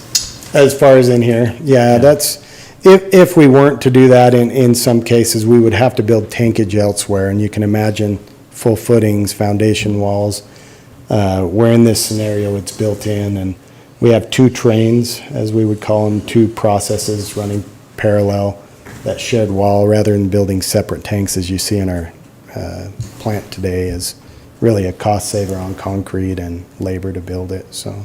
If you think about a typical plant, they have all these different tanks where the walls here are the walls for 2 different tanks. And so it saves a lot of money. Yeah. We don't like round circles anymore. We went away from round circles, round right. squares. That's right. Yeah. Mbr Membrane Bioreactor. Really, these tanks house filters that just accommodate separating the solids from the water. And then those solids can be pumped off, dewatered, and taken to landfill. That's another thing that kind of looks to the future. MBR is an expensive process to build and run, but it gives us the most flexibility to meet any future limits coming down. And the other side that it really helps with is it creates a quality of water that we can disinfect to a higher level and reuse it in our pressurized irrigation. And that was one of the goals as we see water shortages and where we're at today, to be able to use that in the pressurized Is that irrigation system. the plan to be able to use that, or are we planning on using that in RPI? Yes, we accommodate everything here. The pump station to physically do that is not built with this project, but in the next 5 to 10 years is what we've talked about, is adding that capability. To be able to pump it back up to the top, or how would that work? It'd just be pumped into a lower zone, the lower zones of the city. And So instead of the reservoir taking care of the entire city currently, you would split that in half or whatever, and then the sewer then would take care of whatever's around the sewer. yeah, the zones around there. Yeah, and if you think of that area north and west of I-15, that's the area it would help serve, and that saves some of the trunk lines we would need to cross I-15 to accommodate future growth. Okay. Rather than spend the money there, this gives the ability to boost that pressure and service that area. In the meantime, where does that go out to Utah Lake, or what happens Yeah. with that? It'll discharge where it does today.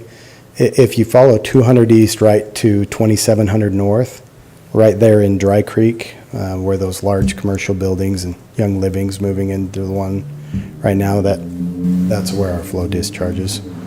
Ultimately to Utah Lake. The other benefit of reuse from maybe a wastewater treatment plant side, we're going to have restrictions on how many pounds of phosphorus or nitrogen that can get into Utah Lake. During the summer, when we can use that to water our lawns, that helps us spread out that budget that we can send to Utah Lake. So there's a lot of wins. When we talk about cleaning up Utah Lake, Spanish Fork and Mapleton will be doing our part with this new facility, right? Yes. Yeah, absolutely. And phosphorus and nitrogen usually isn't too bad for lawns. So that's kind of. It also feeds algae blooms though, and potential risks there. And so yeah, this will certainly reduce the nutrient loading on the lake. I'm not sure it turns the tide for the lake by any means, but it's part of the solution. Make your lawn green, not the lake green. That's If you come down to the treatment plant, our lawn is always green. And we don't fertilize, so, well, we do. But. Okay, this Mbr Support Building just houses the equipment, the blowers, the pumps, chemicals that are associated with those process basins, as well as a small lab that will do our testing for process control in. So once the water's filtered, it'll come to this disinfection building. We'll use ultraviolet light to disinfect it. Maybe another point of thinking of the future, this angle cuts it off, but there's actually a third channel that we'll build. Today, we have 2 channels that give us some redundancy, but also one of the channels would be the channel we could use for reuse water to then send it out to a pump station. But as we grow and need extra capacity, it'd be a matter of just buying the equipment to drop into the process in this building. So, and from there, we add a little air to get it to a point that it's okay to discharge to the state. So that's kind of the project. Now, Corey, you can correct me if I'm wrong, but these drawings were not made for this presentation. When they designed, I believe the engineers, when they designed the plant, they designed it in 3D to make sure that all the pipes fit into the spaces and the equipment. There's a lot of complicated presses and equipment and screens that they had to design in 3D and place in the buildings to make sure they had the clearances around it. And so as a result of the 3D design, we're able to make these drawings. But it's pretty nice presentation. We had a chance to go up and put the Oculus viewers on and walk around the plant, and after about 5 minutes we were all nauseous, but it's really kind of a cool technology.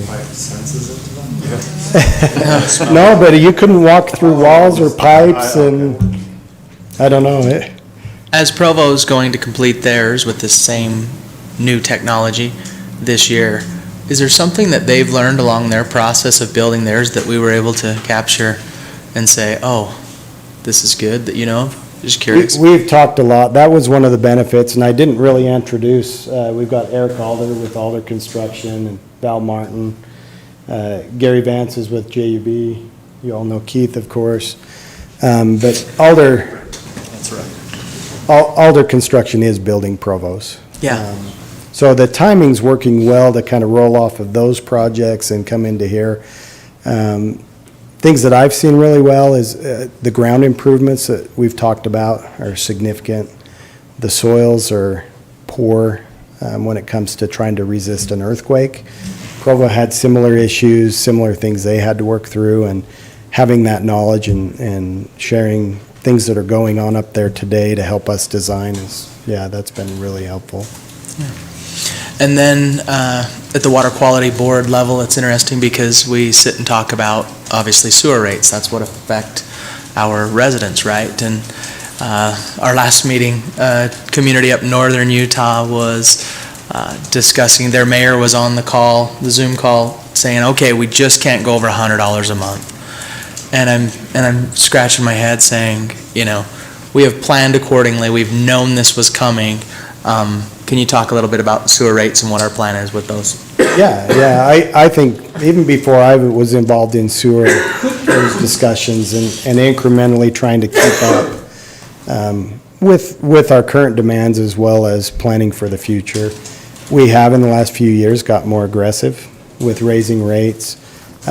We kind of track our neighboring cities and comparable, and right now we're just slightly below average. Our plans are to be sitting today a little bit above average, but everyone else is coming up as well. So right now in our CIP planning, we've been planning between around $45 to $50 a month on average for a resident. Sounds like a lot, but we see a lot of communities going to 70, 80, Yeah, that's 100. the average that we see coming through So Water Quality Board. Yeah. So I think there's been good planning. I think the other side that has just, if you could say the stars have aligned, you know, our plant's old. We've been able to keep rates relatively low and keep up with some maintenance on that. But we're at a point where it would be a significant investment to upgrade. And it just happens to align well with state requirements and just in the financial plan to get that done. Part of the reason I think in good planning, rates are staying well. During the COVID pandemic, rates were really low on bonds. And I think everyone's aware and involved, but we got a really good rate on a bond. Prices have escalated. It's going to be higher than we planned on a few years ago. So there is some funding we still need to get to finish off the project, but having that really low rate to help keep those our user rates low is, I think, critical in this as well. So. The rate's 1.62%, 1.62? Yeah, on a 20-year bond for significant money, that's And how wonderful soon- timing for that How soon site. are you guys wanting to start, and how long will it take? We'll talk through this. So we have approved some early packages to kind of set the ground for the work. The solids handling is changing over some equipment at the existing plant. That'll be complete in the next few months. Some off-site piping, if you've driven by 200 East, you've seen some construction lately. That piping will be done to bring the flows from Main Street over to 200 East in November. And then the ground improvements, that was turned loose, and in the next few weeks, within 2 weeks, they should mobilize and start dewatering. So with those early packages, we're going.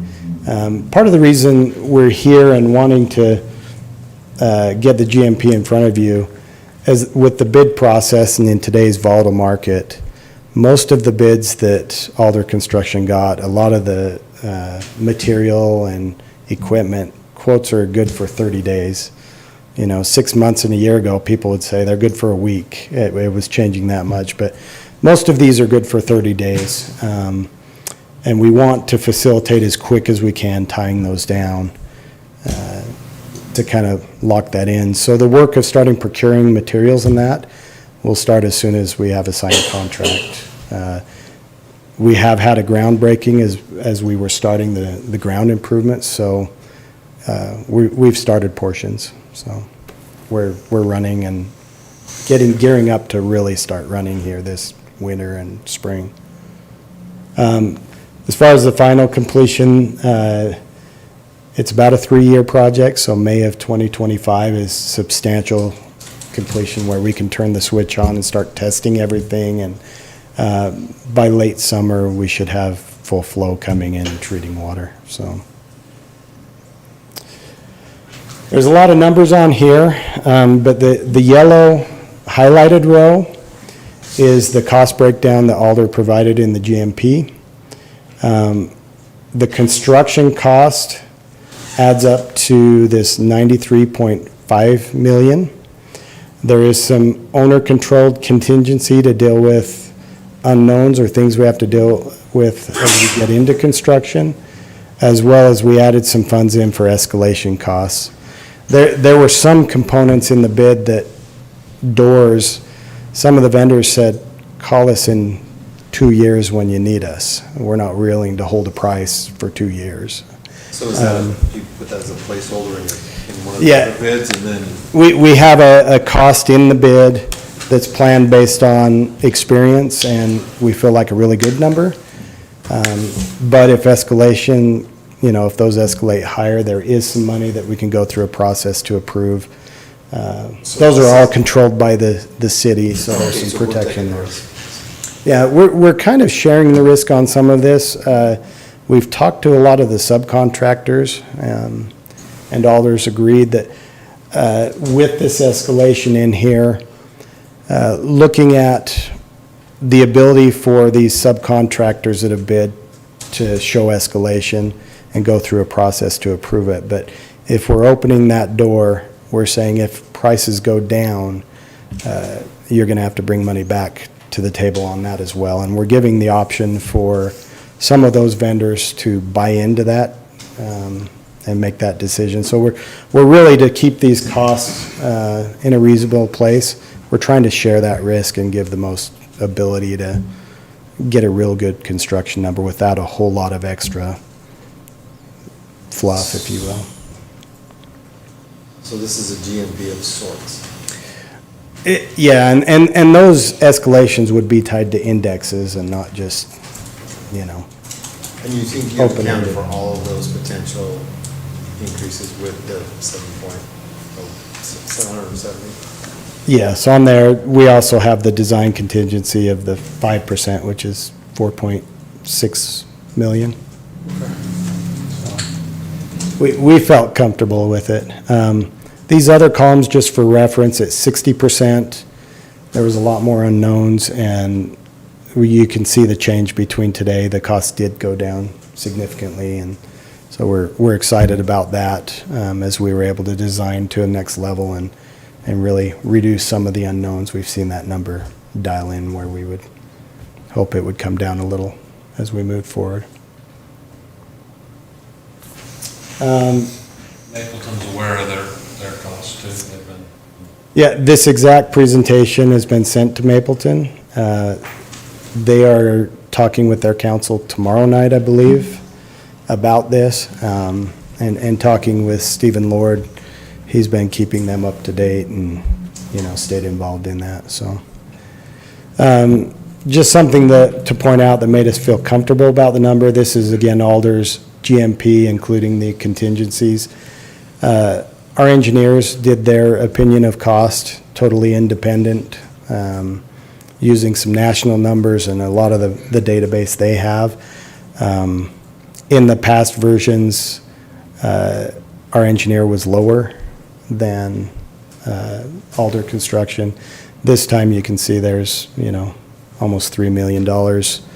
They're below our engineer's estimate. So that was something that really helped, having that independent cost estimate. I didn't know if you were going to.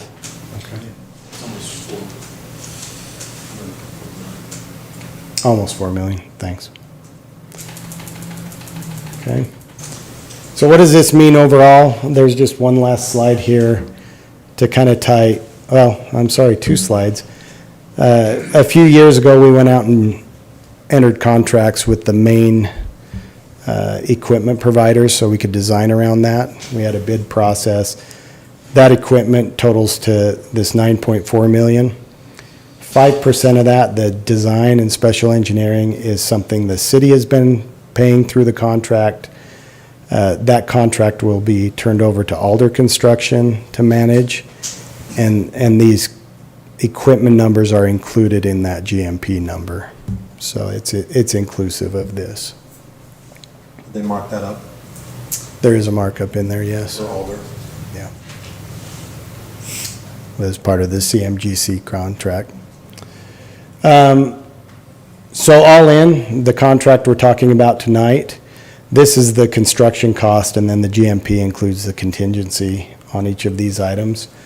So the contract tonight is for this greenfield portion, the early packages, as well as engineering and design, brings a total cost of the project somewhere between the 123.6 and 131.7 with those contingencies. Of that, 80% is Spanish Forks through our agreement, and 20% is Mapleton Cities. So that's kind of where, once we get all these packages done and we can turn on the water to the new plant, that's the cost full on that we'll have. So it's a Cost tied to use, meaning it's Mapleton guaranteed to be able to use at least 20% of the plant.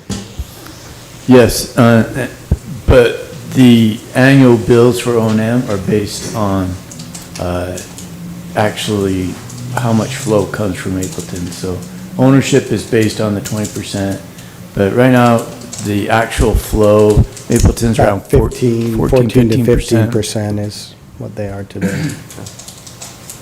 And so this builds in their future growth, and in this, they are, you know, our agreement, they are owners in this plant at 20%. We did approve last week of $5 million from the county, right? And that'll be reconciled in this somewhere. Yep. So we have $5 million from the county. We're pursuing some other options. There's some funding with ARPA funds that the Division of Water Quality, the Water Quality Board got, specifically directed at Utah Lake.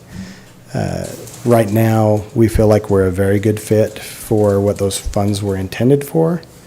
They're working through their process on application and how they're going to select this fall, with planning on looking at it in December is what I understand. So we're keeping a close eye on that, as well as now that we have a price, we can sit down a little more with the Division of Water Quality staff and talk about what options they can provide.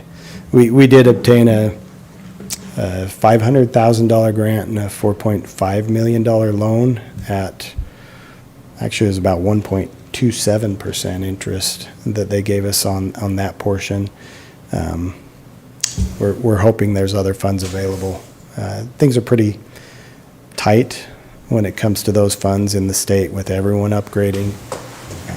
But there's a lot of look at ways to get more money into that fund, and we're hoping that becomes available to help us with the remaining portions we need to get.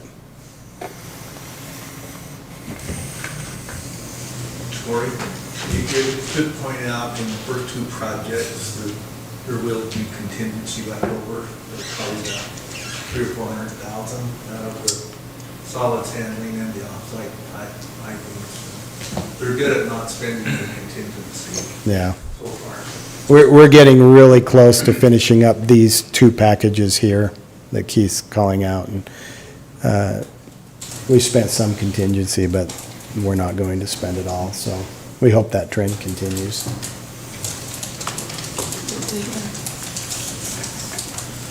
Good.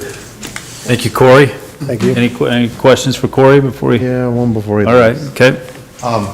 I'm in, I'm supportive.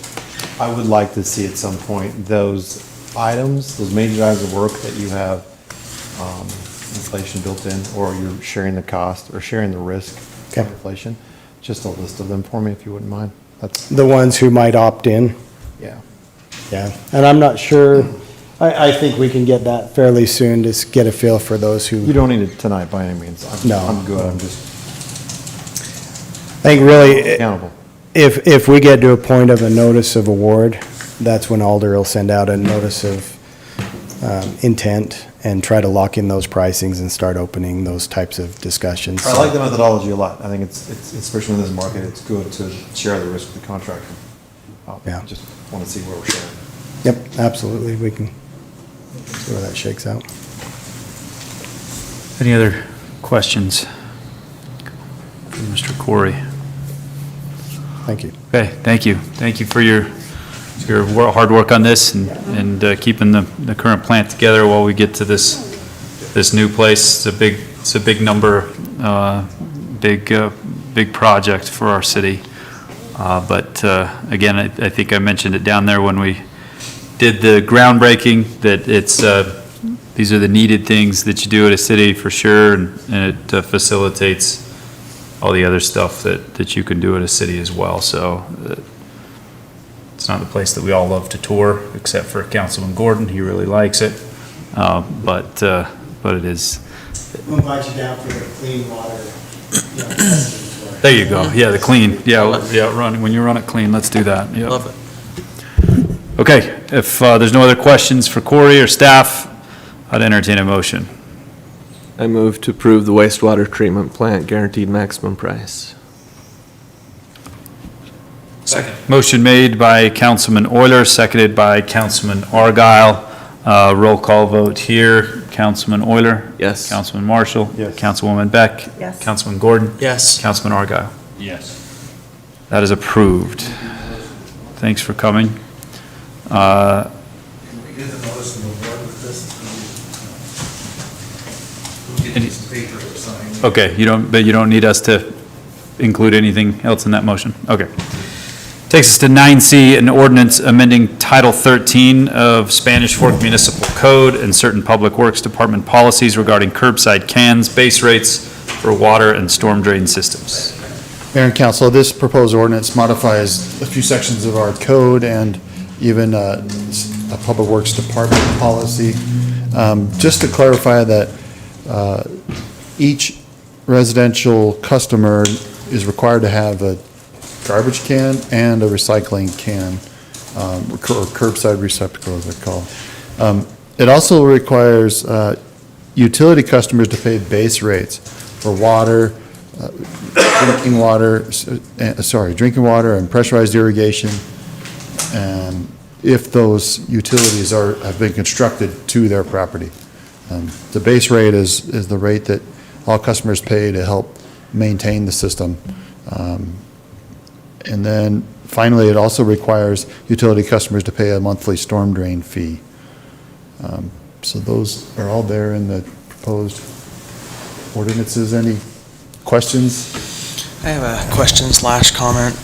As it pertains to garbage, currently the residential cans have to go to our facility. And as we've recently gone under contract and are building our new transfer station by the jail with our member cities with the transfer station, Provo, Springville, Mapleton, Salem, Goshen, Woodland Hills, right? Not all of the garbage goes. If it's a townhome unit, for example, that's being put in a dumpster. And the contractor that picks up that garbage can take that to another facility. Here we are with a loan with our member cities.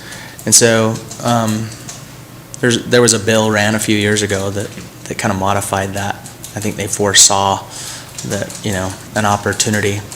The haulers, they really, they make more money when they can take it to their own transfer stations. But it helps keep our rates low if we can somehow figure out a way.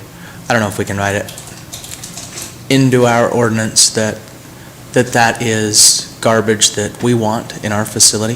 So for multifamily, residential, even commercial, you would require them to take it to our? Well, I don't know, we can't require them, it's a law, but I don't know if there's opportunities to have single family cans in any opportunities. Like here, we say duplex and single families, but in the event we can capture that garbage. The only thought that I had, and that's why I'm just saying it as a question, is if when we write our contract with our hauler, we ask that we gather a percentage, perhaps, of that dumpster garbage, if we can. Okay, we can look into that. Yeah, okay. Is our town, it seems like townhome complex by me is. Are they single cans? Yeah, they have garbage cans and recycling. They have the option, so, and they can actually do curbside cans with a private hauler too. There's one by me that's like that. Because theirs is through their HOA, correct? Mm-hmm. But they are considered by the legislature as a commercial type trash source, so. So someone moves into their townhome, they don't get it dropped off by us. They need to request a can if they want a can in addition to a dumpster that's there or something. Yeah, usually they have dumpsters and we don't get involved, but they can. There's a couple that have preferred to have cans and we provided those when asked. Okay. Just a moment of topic, really.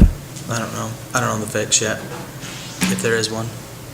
Yeah, we've looked at it quite a bit, and that law was pretty robust for the private haulers. Talk about lobbying. That was a good lobbied bill, wasn't it? Perhaps. Bon, is there a reason that storm drains tied to city power or not city sewer? Yeah. Trish gotta explain that better. Yeah, so a lot of times you'll have like a septic tank, but you always have this power account, and the storm drain is really probably 90+% of our storm drain system is for the streets. It's not for, even businesses that connect to our storm drain system from their parking lots, we only allow them to connect with an orifice that only allows enough water that was coming over land from that site before it developed. So really, the storm drain system is for the streets. It's not connected to whether they're sewer or how they develop their site. And so this is a way to spread it fairly across. Bring more people in. Yeah, as much as the city, and it's very easy to pinpoint the electric users, so. One thought is, Mayor leaned over and we were talking about recycling really quick. If they do have a dumpster, there's probably not much opportunity for those families to recycle. Like, I have a blue can at my house, and so we recycle. And so that may be also another conversation along. That's a really good point, Brandon. I feel like if we kind of advertise, hey, you might have dumpsters for your trash, but we can come provide some recycle cans to you, that might be a good place to advertise a little bit. Recycling's not a moneymaker. I mean, obviously, it's, I have don't- seen some that do have. some of the blue cans. No. Specific A bin- dumpster. A bin for cardboard and stuff like that, and then they have trash. Oh, good. So there are some that are doing that, not all, but Yeah. there's a lot of people that do that. It's getting better, the recycling market, obviously, but as we're beginning to recycle in America, China was the leader forever until they decided that they did not want to take our recycled material anymore. It took the U.S. a little bit to kind of gear up for that, but the really high cost of commodities right now is making recycling make sense in the U.S. So recycling is starting to not be so costly. Whenever we take stuff in the blue cans, it always goes to the recycling plant. And then the only thing that's rejected is contaminated or things that people put in their recycled cans that really aren't recyclable. And so we have to sort those out and take it to the dump.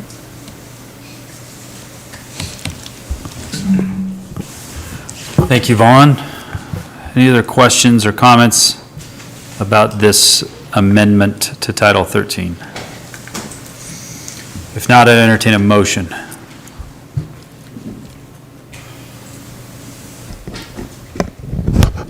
I will move to approve the ordinance amending Title 13 of Spanish Fork Municipal Code and certain Public Works Department policies regarding curbside cans, base rates for water and storm drain systems. Second. Motion made by Councilwoman Beck, seconded by Councilman Marshall. A roll call vote, Councilman Argyle. Yes. Councilman Gordon. Yes. Councilwoman Beck. Yes. Councilman Marshall. Yes. Councilman Euler. Yes. That passes. Okay, item D. Dale's been waiting for the Frontier Rodeo Company contract. Yeah, I kind of feel like I need to have my boots and my hat on. You first. should for this one. This is Some wrangling. I should lose this, huh? It's completely inappropriate for this topic. Just by way of a little history, in 2015, we made a significant change in the Fiesta Days Rodeo and hired Frontier Rodeo Company out of Oklahoma to be our stock contractor. Ever since that year, Frontier Rodeo has been named the National Stock Contractor of the Year. That's how good they are. We try to stay ahead of this. We have 1 year left on their contract, but considering that they're the hottest thing going, we want to keep them here in Spanish Fork. So this contract proposes an extension, a 5-year extension. The base of this contract's $119,000.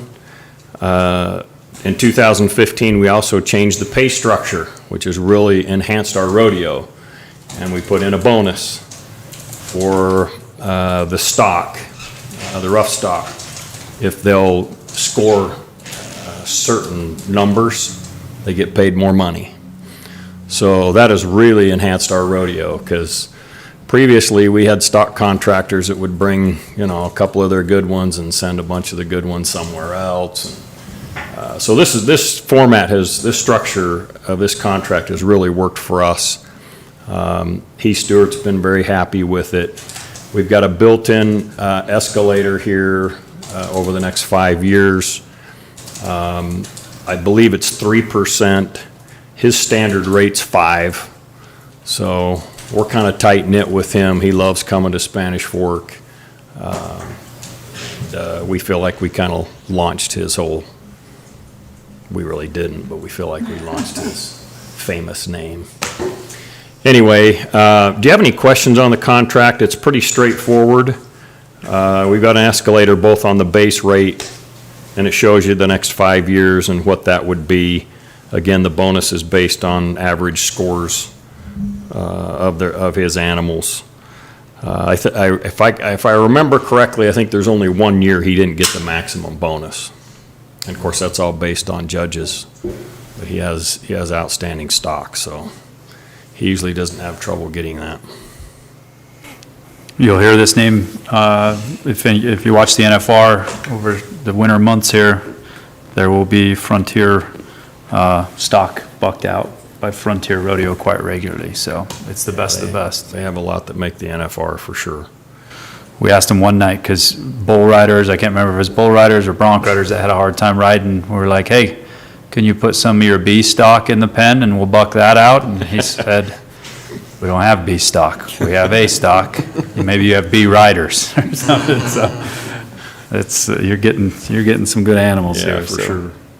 I like how your vocabulary has changed since you've been on the rodeo. Yeah, when you spend enough time around Nick Hanks, Did you start? Did you hear a little slang in his voice there? It changed just a little bit. Yeah. And it kind of has to when you're in that environment, right? It just naturally comes natural.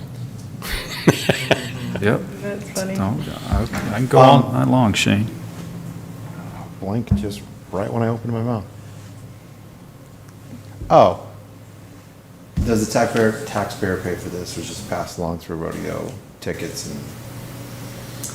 Yeah, that's a good question. The rodeo does not make a lot of money because there's self-sufficient, but there's a lot of in-house stuff that goes into it, the public safety and things, because we've got so many crowds. But so it basically pays for itself. Yeah, it's not subsidized. Okay, perfect. Any other questions for Dale on this? And by the way, if you haven't got your rodeo tickets, you better get them. Yeah. We're 3/4 of the way sold out. You are not. Oh, yeah. You've been gone, haven't you? You haven't heard all this news. No, what happened? Tell all of us, all of Spanish We're Fork. selling a lot of tickets. We don't have a lot left. I'll And put it's it in only- my reminder For those of right you that now. have been waiting till January like you usually do to get your tickets, you might be in trouble. Did you guys make any changes to the ticket purchasing process for this year? Yeah, we did. We kind of did the standard format, which we've always had our price all-inclusive, and so we've pulled out sales tax and processing fees, just like you would with any other credit card transaction. So there's limitations as far as numbers that anyone can purchase? We haven't yet. We're watching that. Because this is a pretty popular event. It's a big deal when you know the scalpers have moved in, right? And that happened last year, so we tried to warn our citizens all throughout the rodeo. Go get your tickets early, which they have responded. But we haven't seen any of the large purchasers to this point that we did last year.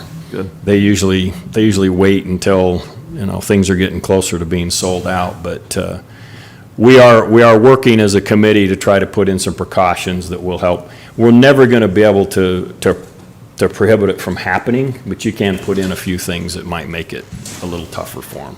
Our main concern is that our citizens get their tickets, and then, you know, if the scalpers want to buy some, so be it. But we don't want them getting deceived by, you know, ticket stub or whatever else they need to go on to get tickets. They need to go to SF City Tix and get their tickets. And then they will pay the price that we're asking. The rodeo committee did ask Nick and Angie a similar question of, hey, how much, if we've got all these early tickets sold now more than ever before, how much of that is scalpers right now? And they think none of that has happened yet. So there's not a lot of scalpers buying up these early tickets, but a lot of rodeo fans buying them up. So yeah. Thanks for the reminder. Marshall's bought on. You're welcome. July 26th at 9 o'clock at night. Oh, of course they did. That-a-way. And you were not alone. I was not alone. I got okay seats. No way. Way. Yeah, you were not alone. I needed to be midnight the day before Wow. to get the good seats. Yeah, it's You can a still good go, thing. You just can't sit by anyone you know. Councilman Gordon and I talked to Mayor Johnson of Lehigh, said they were not immune to the scalper problem. This was really bad. Theirs was really bad. Over $100 tickets Oh my for gosh. most of their About nights. 75% at $15, and then just the scalper sold them for $110 a piece. And Well, we don't have to do that unless you don't get your tickets in time.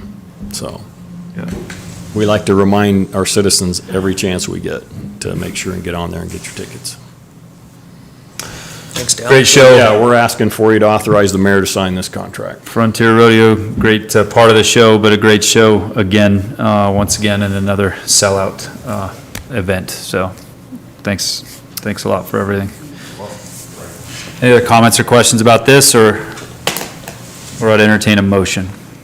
Motion to approve Frontier Rodeo Company contract. Second. Motion made by Councilman Argyle, seconded by Councilwoman Beck. Roll call vote, Councilman Marshall. Yes. Councilman Euler. Yes. Councilman Argyle. Yes. Councilman Gordon. Yes. Councilwoman Beck. Yes.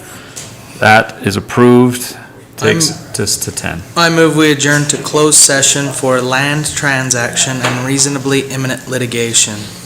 Second. Motion made to go to closed session by Councilman Gordon, seconded by Councilman Argyle. Roll call vote, Councilman Gordon. Yes. Councilman Argyle. Councilman Euler. Yes. Councilman Marshall. Yes. And Councilwoman Beck. Yes. We're in closed session. Thank you, everybody, for coming. Thanks for joining us on TV. You're good.